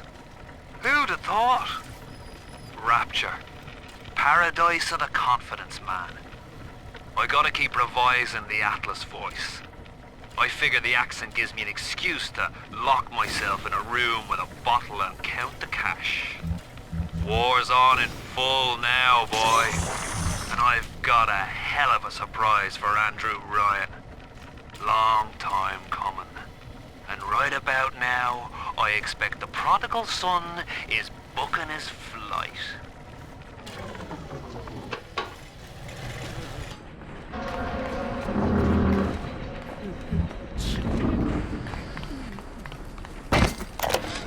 The basic casing is ready. I've got one charge of nitroglycerin in my office. That will serve as the catalyst. Now, I need 4 R34 lead shield wire stubs to pass the circuit. Then a half can of ionic gel, that's the pretty Betty of the mix. Should send the core into compensation mode, push power down the line and trigger the circuit breaker on Ryan's gate. Well, that's the theory. It'll either work like a charm, or blow up half of Rapture. Nothing ventured.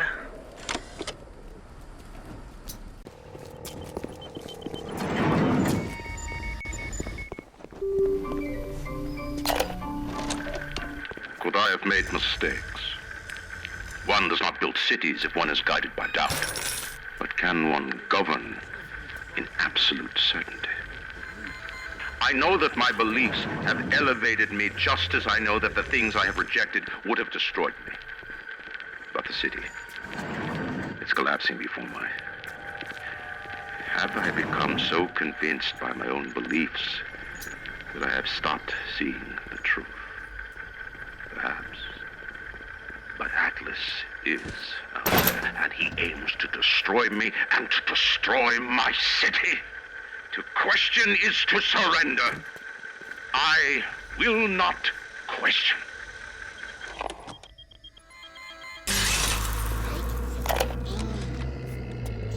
You know what? Art, music, poetry. It's all grift. Cohen's got Ryan wrapped around his little pinky. And why? Because he tells him what he wants to hear. Rise, Rapture, rise. Nuts. That stuff was stale before it came out of Cohen's pen. I'm through with the whole pinata. See that old fruit try and keep me here.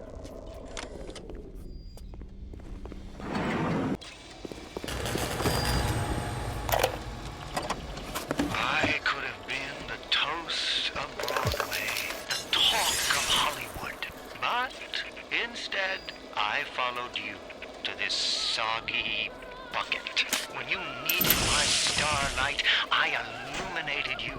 But now I rot, waiting for an audience that doesn't ever come. I'm writing something for you, Andrew Ryan. It's a requiem.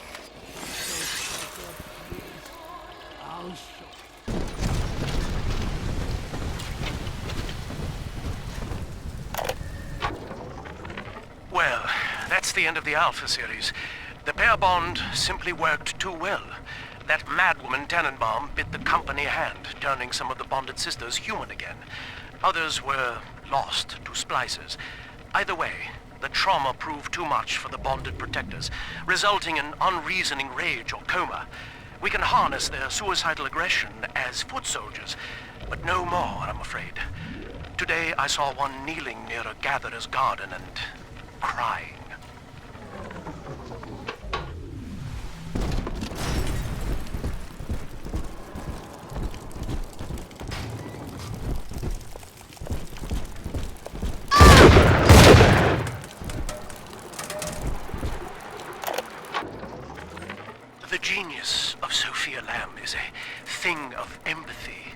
profound moral sense.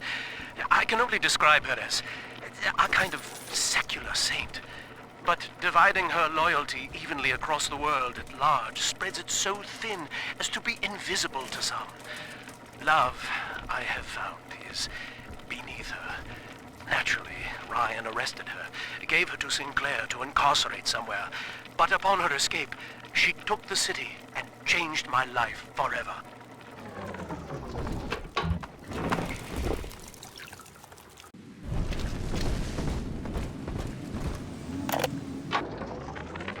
Lord, what more do you wish of me?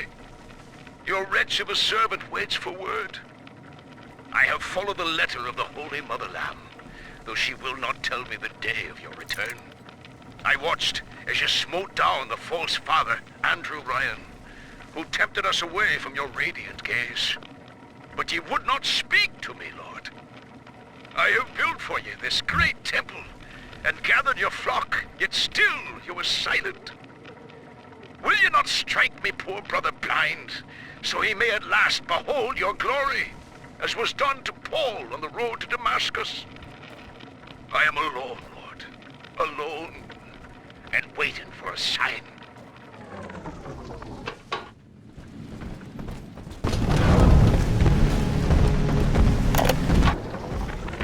Prison, it seems, was a blessing. Ryan is now dead by his own son's hand. But far more interesting is the program of compulsion bred into his child, coded WYK. It was some manner of verbal trigger phrase, which the boy would obey as an order, unerringly. In a way, this sad thing, this half-man, had escaped the self. Highly intelligent, but devoid of so-called free will, with all its convenient blind spots. What if he had been instructed to uphold the common good? What if he were a volunteer?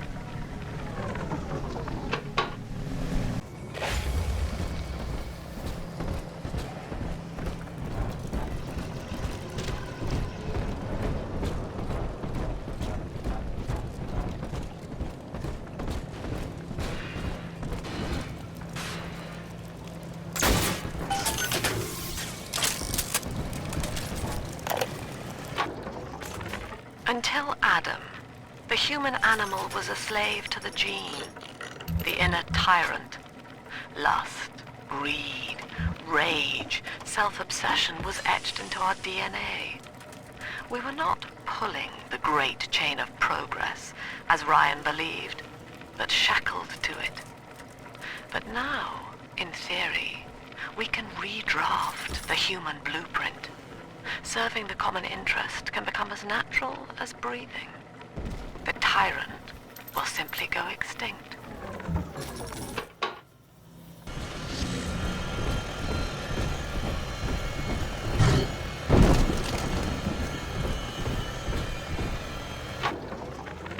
Andrew Ryan. He reckoned the free market was some kind of Holy Spirit gonna lead us all over the rainbow. And I reckon it's a big fat hooker too dim to spot a wooden nickel. So old Andy went and became his own ghost, and I whittled nickels till I made a mint.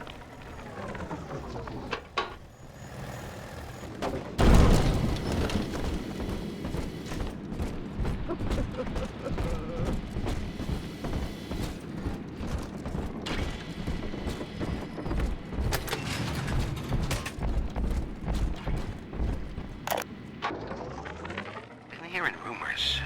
Sounds like somebody named Wales is starting up worship services down in Siren Alley, believe it or not.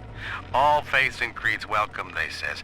They got big promises, salvation, immortality, a way out of here. I don't care how crazy it sounds. A way out of rapture's music to my ears. Next Sunday morning, I'll be there.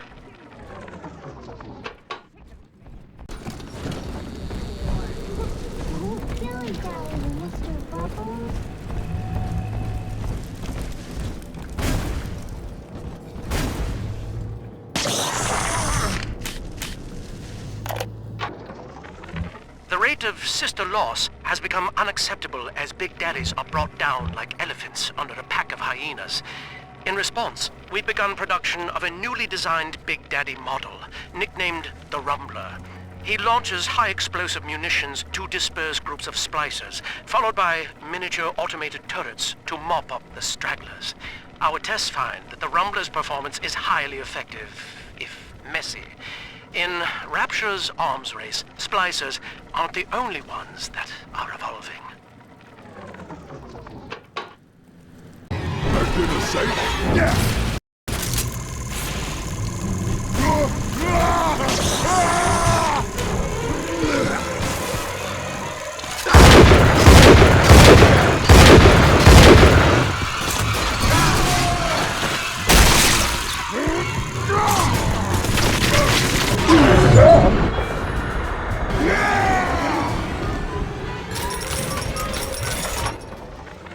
Survival of the fittest.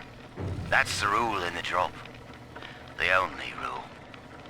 These numbskulls can't see the potential in leftover traces of sports boost, armored shell, tonics for increasing muscle mass and density. But I see the king of the jungle. First field trial of my new formula. Subject, Hardwick Leo. Right. Here goes.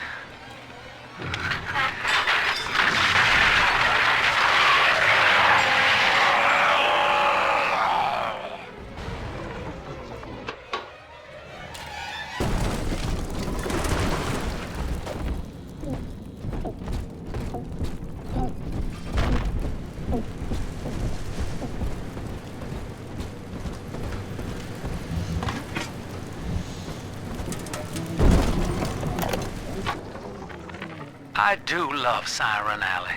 The kind of place you go to scratch an itch you're ashamed of, even in a town with no laws. But that's not why I favor it.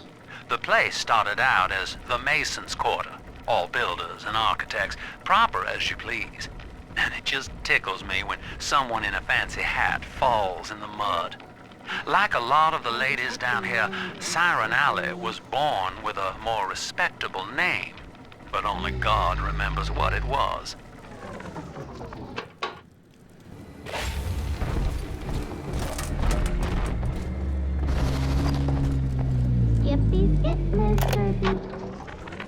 Faggots. I'm proper drunk and feeling introspective. Now in the motherland, Simon and I designed cathedrals together. But I was the black old sheep back there. Never believing a word of the Jesus bollocks myself. Then, Andrew Ryan says he wants whales and whales for Rapture. A cathedral with no God, befitting the ascent of man. Now I'm running girls, and Simon thinks he's saving souls. Father Wales. Ha! Can you believe I shared a womb with such a sap?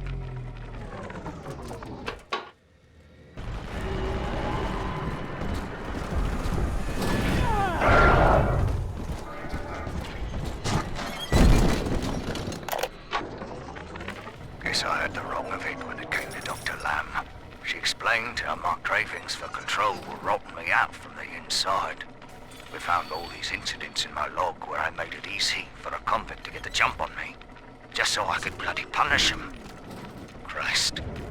But I believe I can do some good down here now, with the family. Well, we have a shot at surviving the fucking bedlam going on up there. Maybe even take the city back.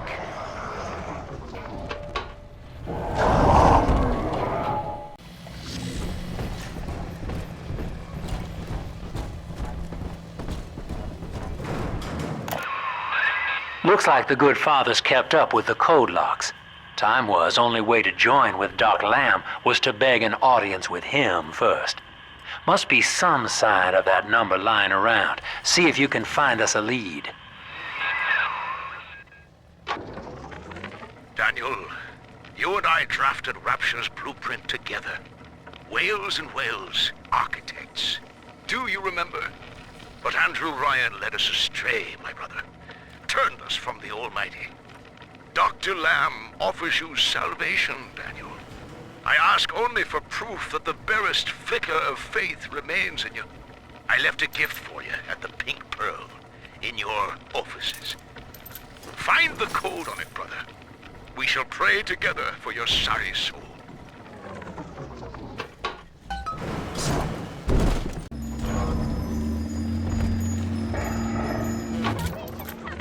Tonight, I had a pain in me head. And this time it wasn't from the wine or the horse. So naturally I came up to my office to murder it with a drink.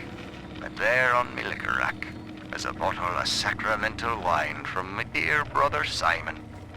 And of course the vintage date on the label is the code to enter his territory. 1919. I should pass his bleeding wine through my system, send it back warm.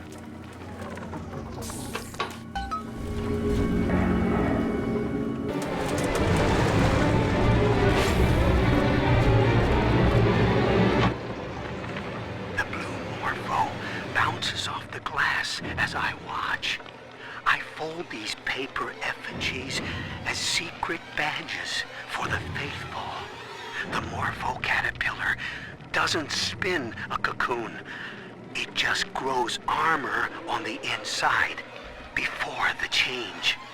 It is us. To wear a butterfly is to support Dr. Lamb and the family. Before long, Rapture will split wide and take wing. Imago is coming.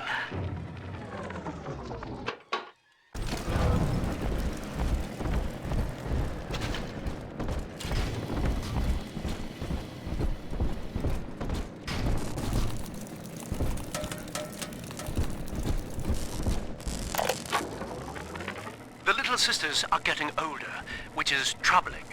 As they reach adolescence, they become aggressive, feral. Worse, the Adam they ingest contains traces of lethal plasmids left over from the war.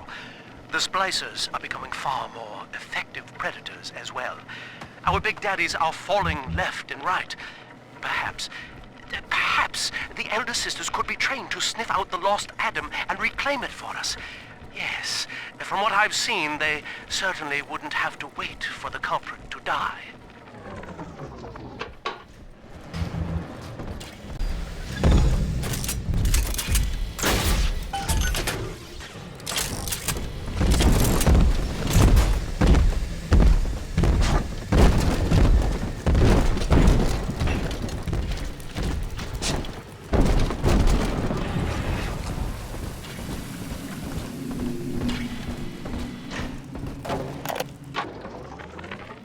Our eldest sister through a new regimen of physical and mental conditioning and suited her up with modified protector equipment of my design.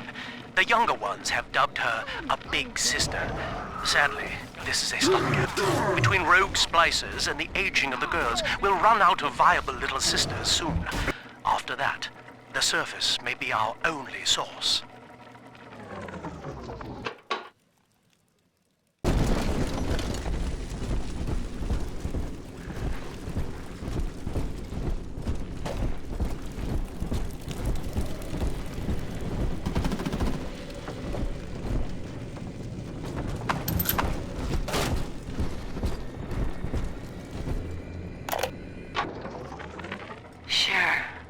Some Johns in my time, and they've all got their kinks. But I think Rupert beats all. Keeps wanting me to splice up in the act. Says it'll heighten it for both of us. I said, honey, I ain't doing it for the heights. I'm doing it for the scratch. Besides, Danny would have a fit if I started needling. He does it himself, of course. But what's good for the gander gets the goose thrown off the drop.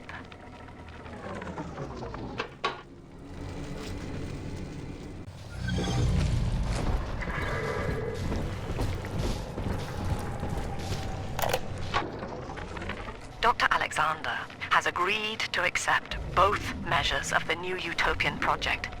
He will become a kind of genetic chimera, host to all the minds of Rapture, accessing their talents and memories via the Adam we have gathered. And deriving in part from Project WYK, I have developed a new set of behavioral constraints. Dr. Alexander will live to promote the common good. His love and loyalty shall be spread evenly across the entire human race. For me, that is discipline at great personal cost. For him, at last, it will be instinct.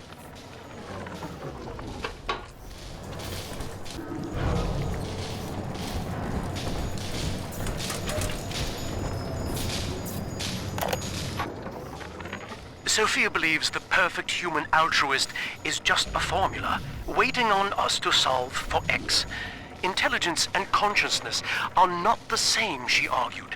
Awareness of self naturally becomes obsession with it. So, if we could suppress my sense of self, but imbue me with the cognitive capacity to serve the common welfare, we could thereby generate the first utopian. And then, Sophia said, at long last, utopia would follow.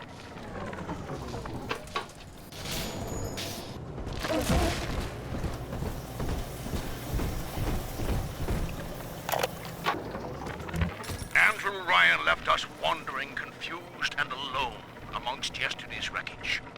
But Sophia Lamb shows us that we are not alone. We are together as a family. So when you see a man brought to his knees, recognize that he is your brother and pull him up. Sophia Lamb teaches us what is in common is good. What is irreducible is right. She guides us all to the indivisible along a river of Adam. Rapture's daughter, Eleanor, shall be our vessel. In her, we shall be reborn.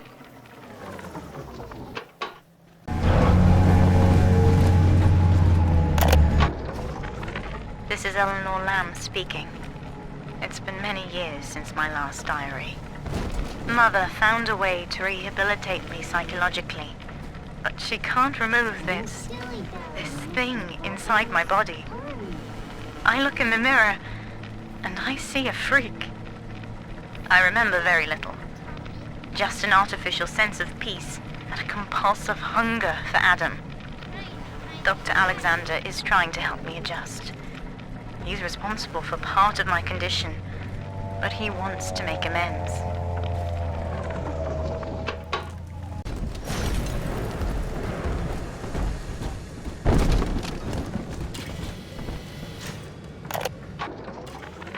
Mother has destroyed Dr. Alexander. She tried to splice him into some kind of living saint who would calculate the common good and adhere to it tirelessly. But now he's become something unspeakable. Mother's philosophy is just as corrupt as Ryan's. By her standards, it would be better to have the entire world equally miserable than to allow us to strive in our own behalf. I have to get out of here.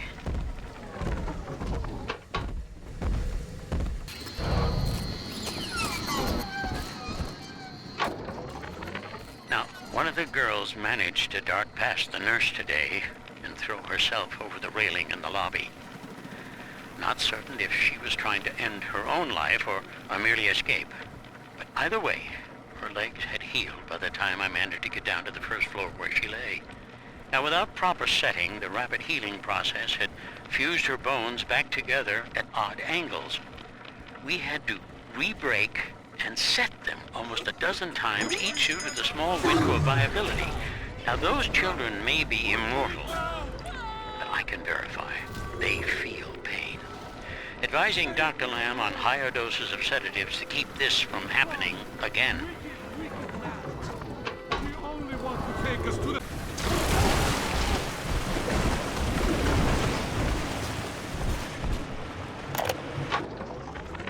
Hello, Mother. As you've always said, I shouldn't be allowed to wander the city in my condition. But without going outside, it's harder to hear much about the world, so I'm learning at home. This, I think, is a porcelain tea service in the style of Louis XV. Isn't that right? Now, that's a fascinating sound. And this is called a stained glass window, handcrafted by your adoring flock. They've gone to a lot of trouble to capture your likeness. haven't they?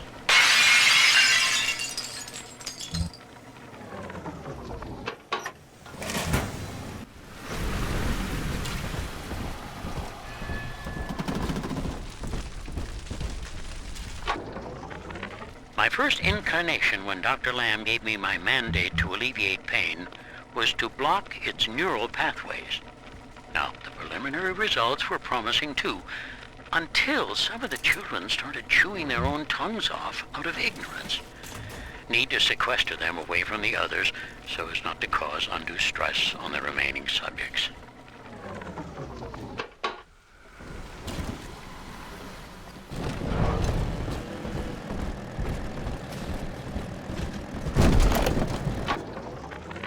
We believe in the daughter of the Lamb, hallowed Savior and anointed vessel, whose blood with our blood, sin with our sin, mind with our minds, life with our life, lifts us up from the depths, transcends base temptation, and delivers us all from ego.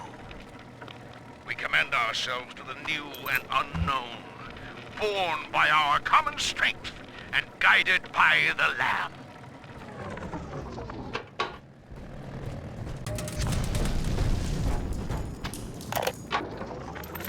Eleanor's condition may be a blessing in disguise.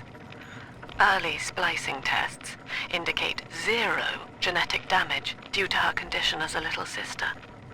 It appears that she is our new vessel. This will be no mere personality schism, though. Rapture's genius will be held within her DNA, able to shift into desired patterns at will. A utopian cannot be confined to a single throw of the genetic dice. When needed, she is a composer, a dancer, an engineer. She truly will be the people's daughter.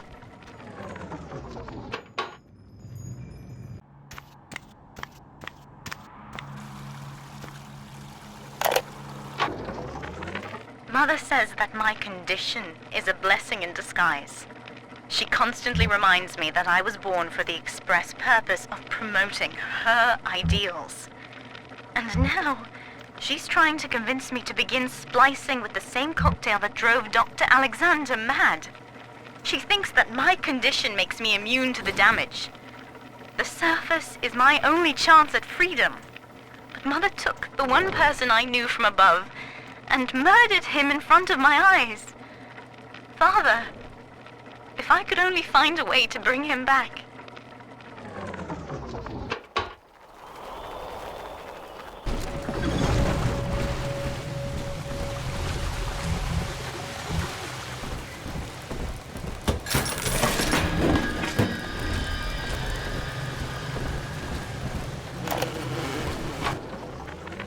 I was to be Sophia Lamb's greatest achievement, a living composite of all Rapture's genius in the body of a single man, unfettered by self-interest. Now, I am nothing more to her than a failed experiment. My scores on tests of intelligence and moral reasoning are still noteworthy, but declining sharply. She has abandoned me, and I do not have long before psychosis takes me.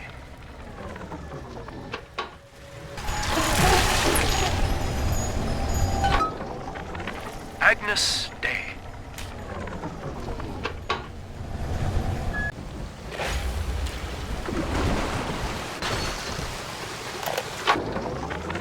I figured out how to reprogram a bathysphere signal beacon to scramble Lamb's torpedoes. But I need access to a bathysphere, and Porter's got the only one in the den locked away at his private dock. Son of a bitch, why doesn't he open up?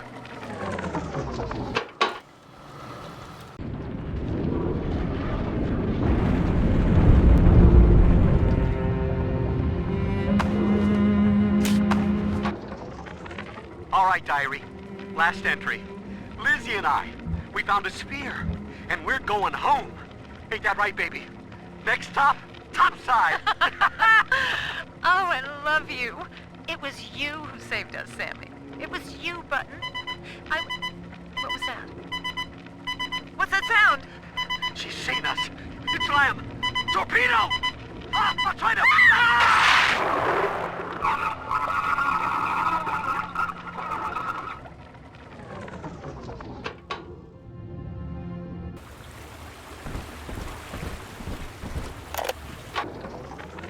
I am back in Rapture after so many years. The little ones I rescued are grown up and think of me no more. After what I once did to them, it was a joy to be forgotten. But now, all around the world, children vanish by the sea, kidnapped. And so I return, in fear of what I already know. Someone is making new little ones, continuing my work, my sins. Even if I am to die for it, I must stop them.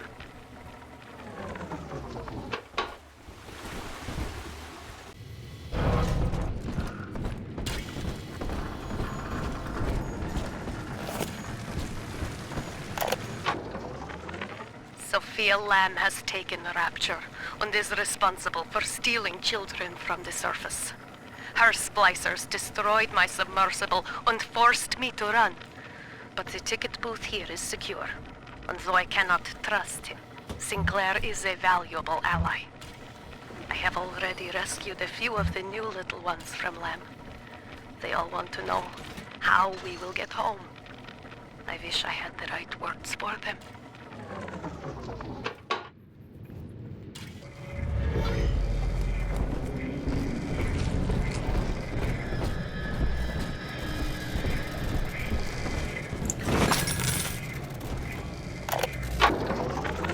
Adam is a predatory substance.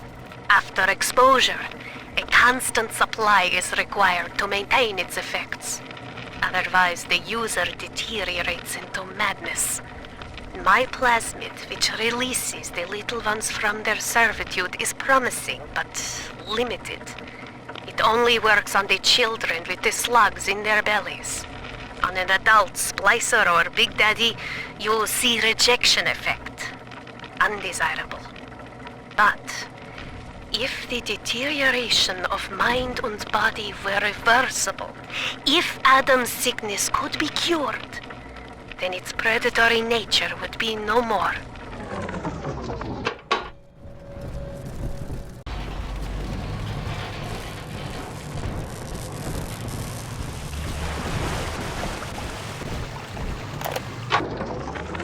I have begun testing a new approach to the splicing sickness problem. Adam remembers, you see. The method uses the Adam's own recall of past cell configurations to revert each of the patient's genetic changes.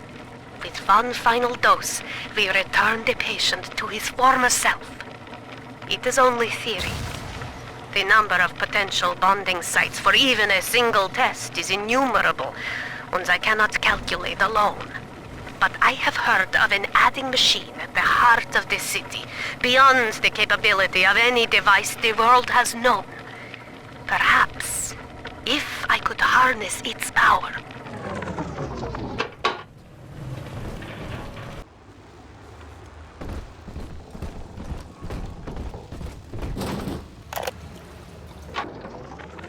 Barely made it down alive. But here it is. And it's real. Rapture. This is where that thing took my poor baby girl. From what I saw in the sub, most of the city's in ruins. But there were lights here and there. And shapes moving. I'm rambling, scared, I guess. But maybe, if I find this Dr. Lamb I keep hearing over the PA, I'll find Cindy too.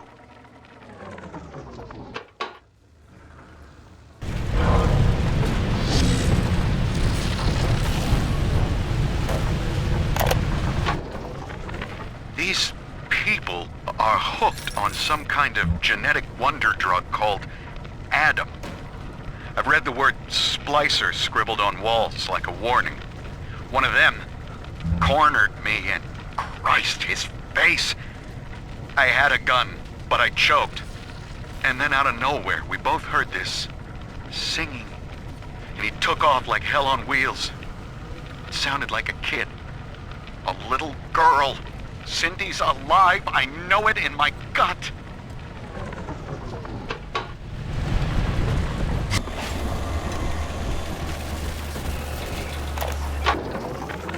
After some searching, I made contact with Charles Milton Porter in Minerva's Den.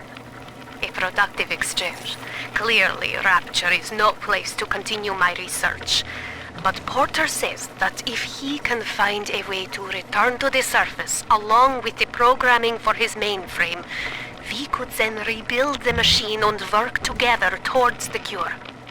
I have located an Alpha series to assist him. Subject Sigma. I must return to the surface. If Sigma is successful in Minerva's Den, then the cure for Adam's curse is on its way. It is only a matter of time.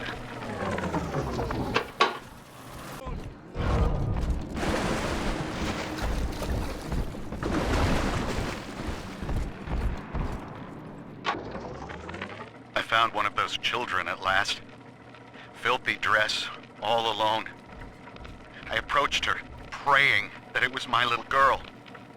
But she was gorging herself on blood from a corpse. It wasn't her. I stared, just reeling. And then that skinny, armored freak that took Cindy jumped me, shrieking like an animal. I escaped, but could Cindy have become one of those things? I've got to find her, now more than ever.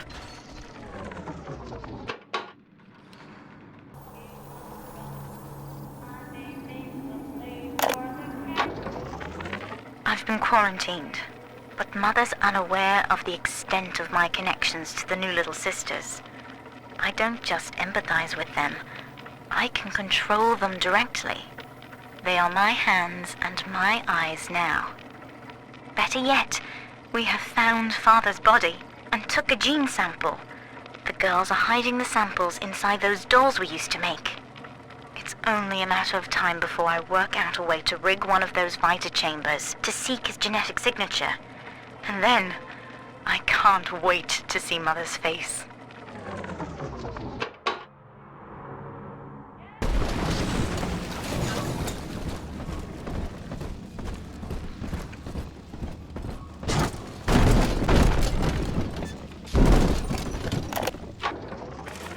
This Lamb woman's powers of manipulation are almost scary. Her people are using the girls from the surface to gather Adam from Lamb's followers. It's in the blood. And eventually they give themselves over. Like dying is an honor. I'd almost feel sorry for them if they didn't have my daughter. I'm going to find Lamb and take Cindy back one way or another.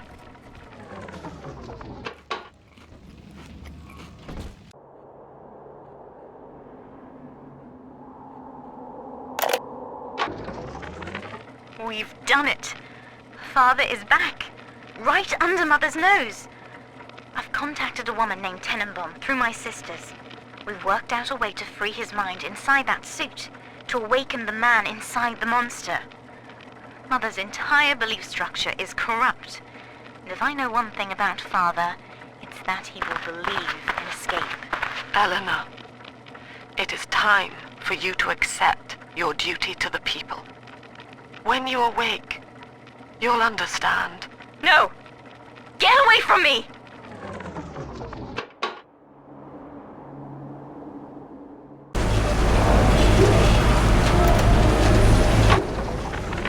The Tinker's algorithm is highly accurate in predicting local phenomena. But how far can I trust the machine? I have found it running protocols that are not mine. The old Alpha series are returning. Someone is cutting them loose. Delta, Sigma, and the machine has no data on them, which makes no... Is it hiding them from me? Is it conspiring against its master? Sending someone? No! I am so close to seeing everything. No one will get that away. Not even the machine itself.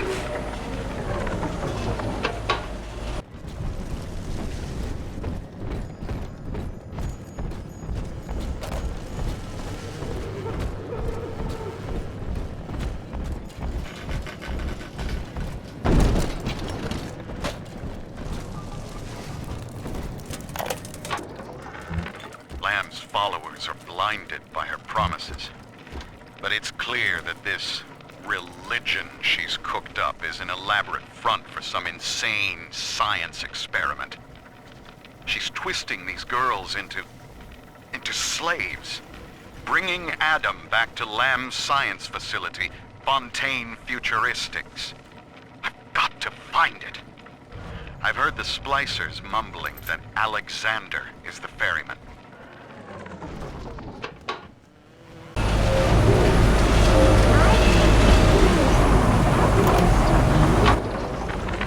The irony of my predictive equation is that it sometimes requires blind faith.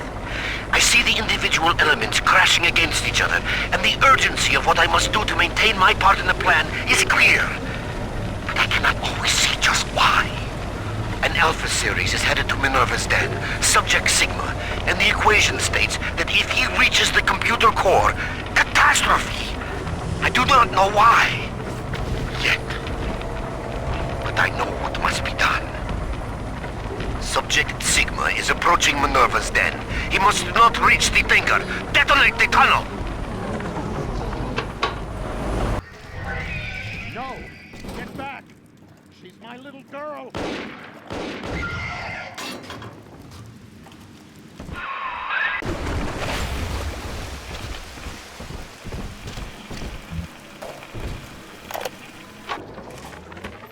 Found her. Found Cindy by this rusted carousel. But she was just standing there, staring, waiting for the music. And she doesn't even recognize me. What have they done to her? Listen to her. The man in the moon is a girl, Mr. Bubbles.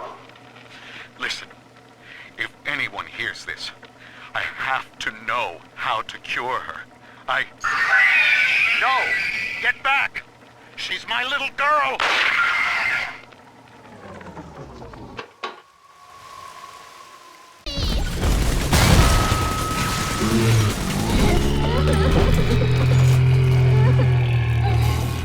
Daddy, you always save me from the monster.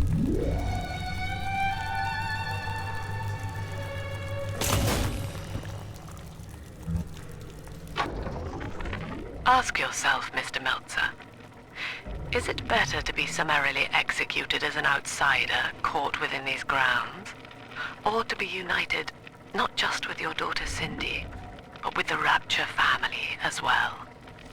The choice is yours. I urge you to accept the Protector program. You will live by her side and remember nothing beyond your love for her. I wasn't the first to find Rapture, you crazy bitch. And I won't be the last. You do whatever you want to me. As long as I'm with Cindy, I'm a happy man.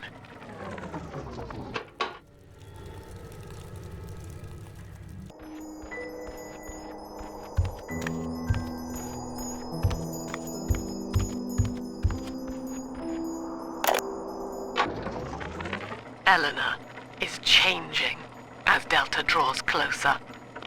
In her sleep, she mutters about having witnessed moments from his journey here.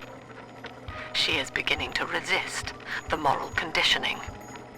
Eleanor's bond with Delta is turning her from the daughter of the people back into a rebellious child whose voice I do not recognize. Worse, I suspect Eleanor of direct involvement in his return. I fear that to separate them, I may have to take measures for which I will be unable to forgive myself.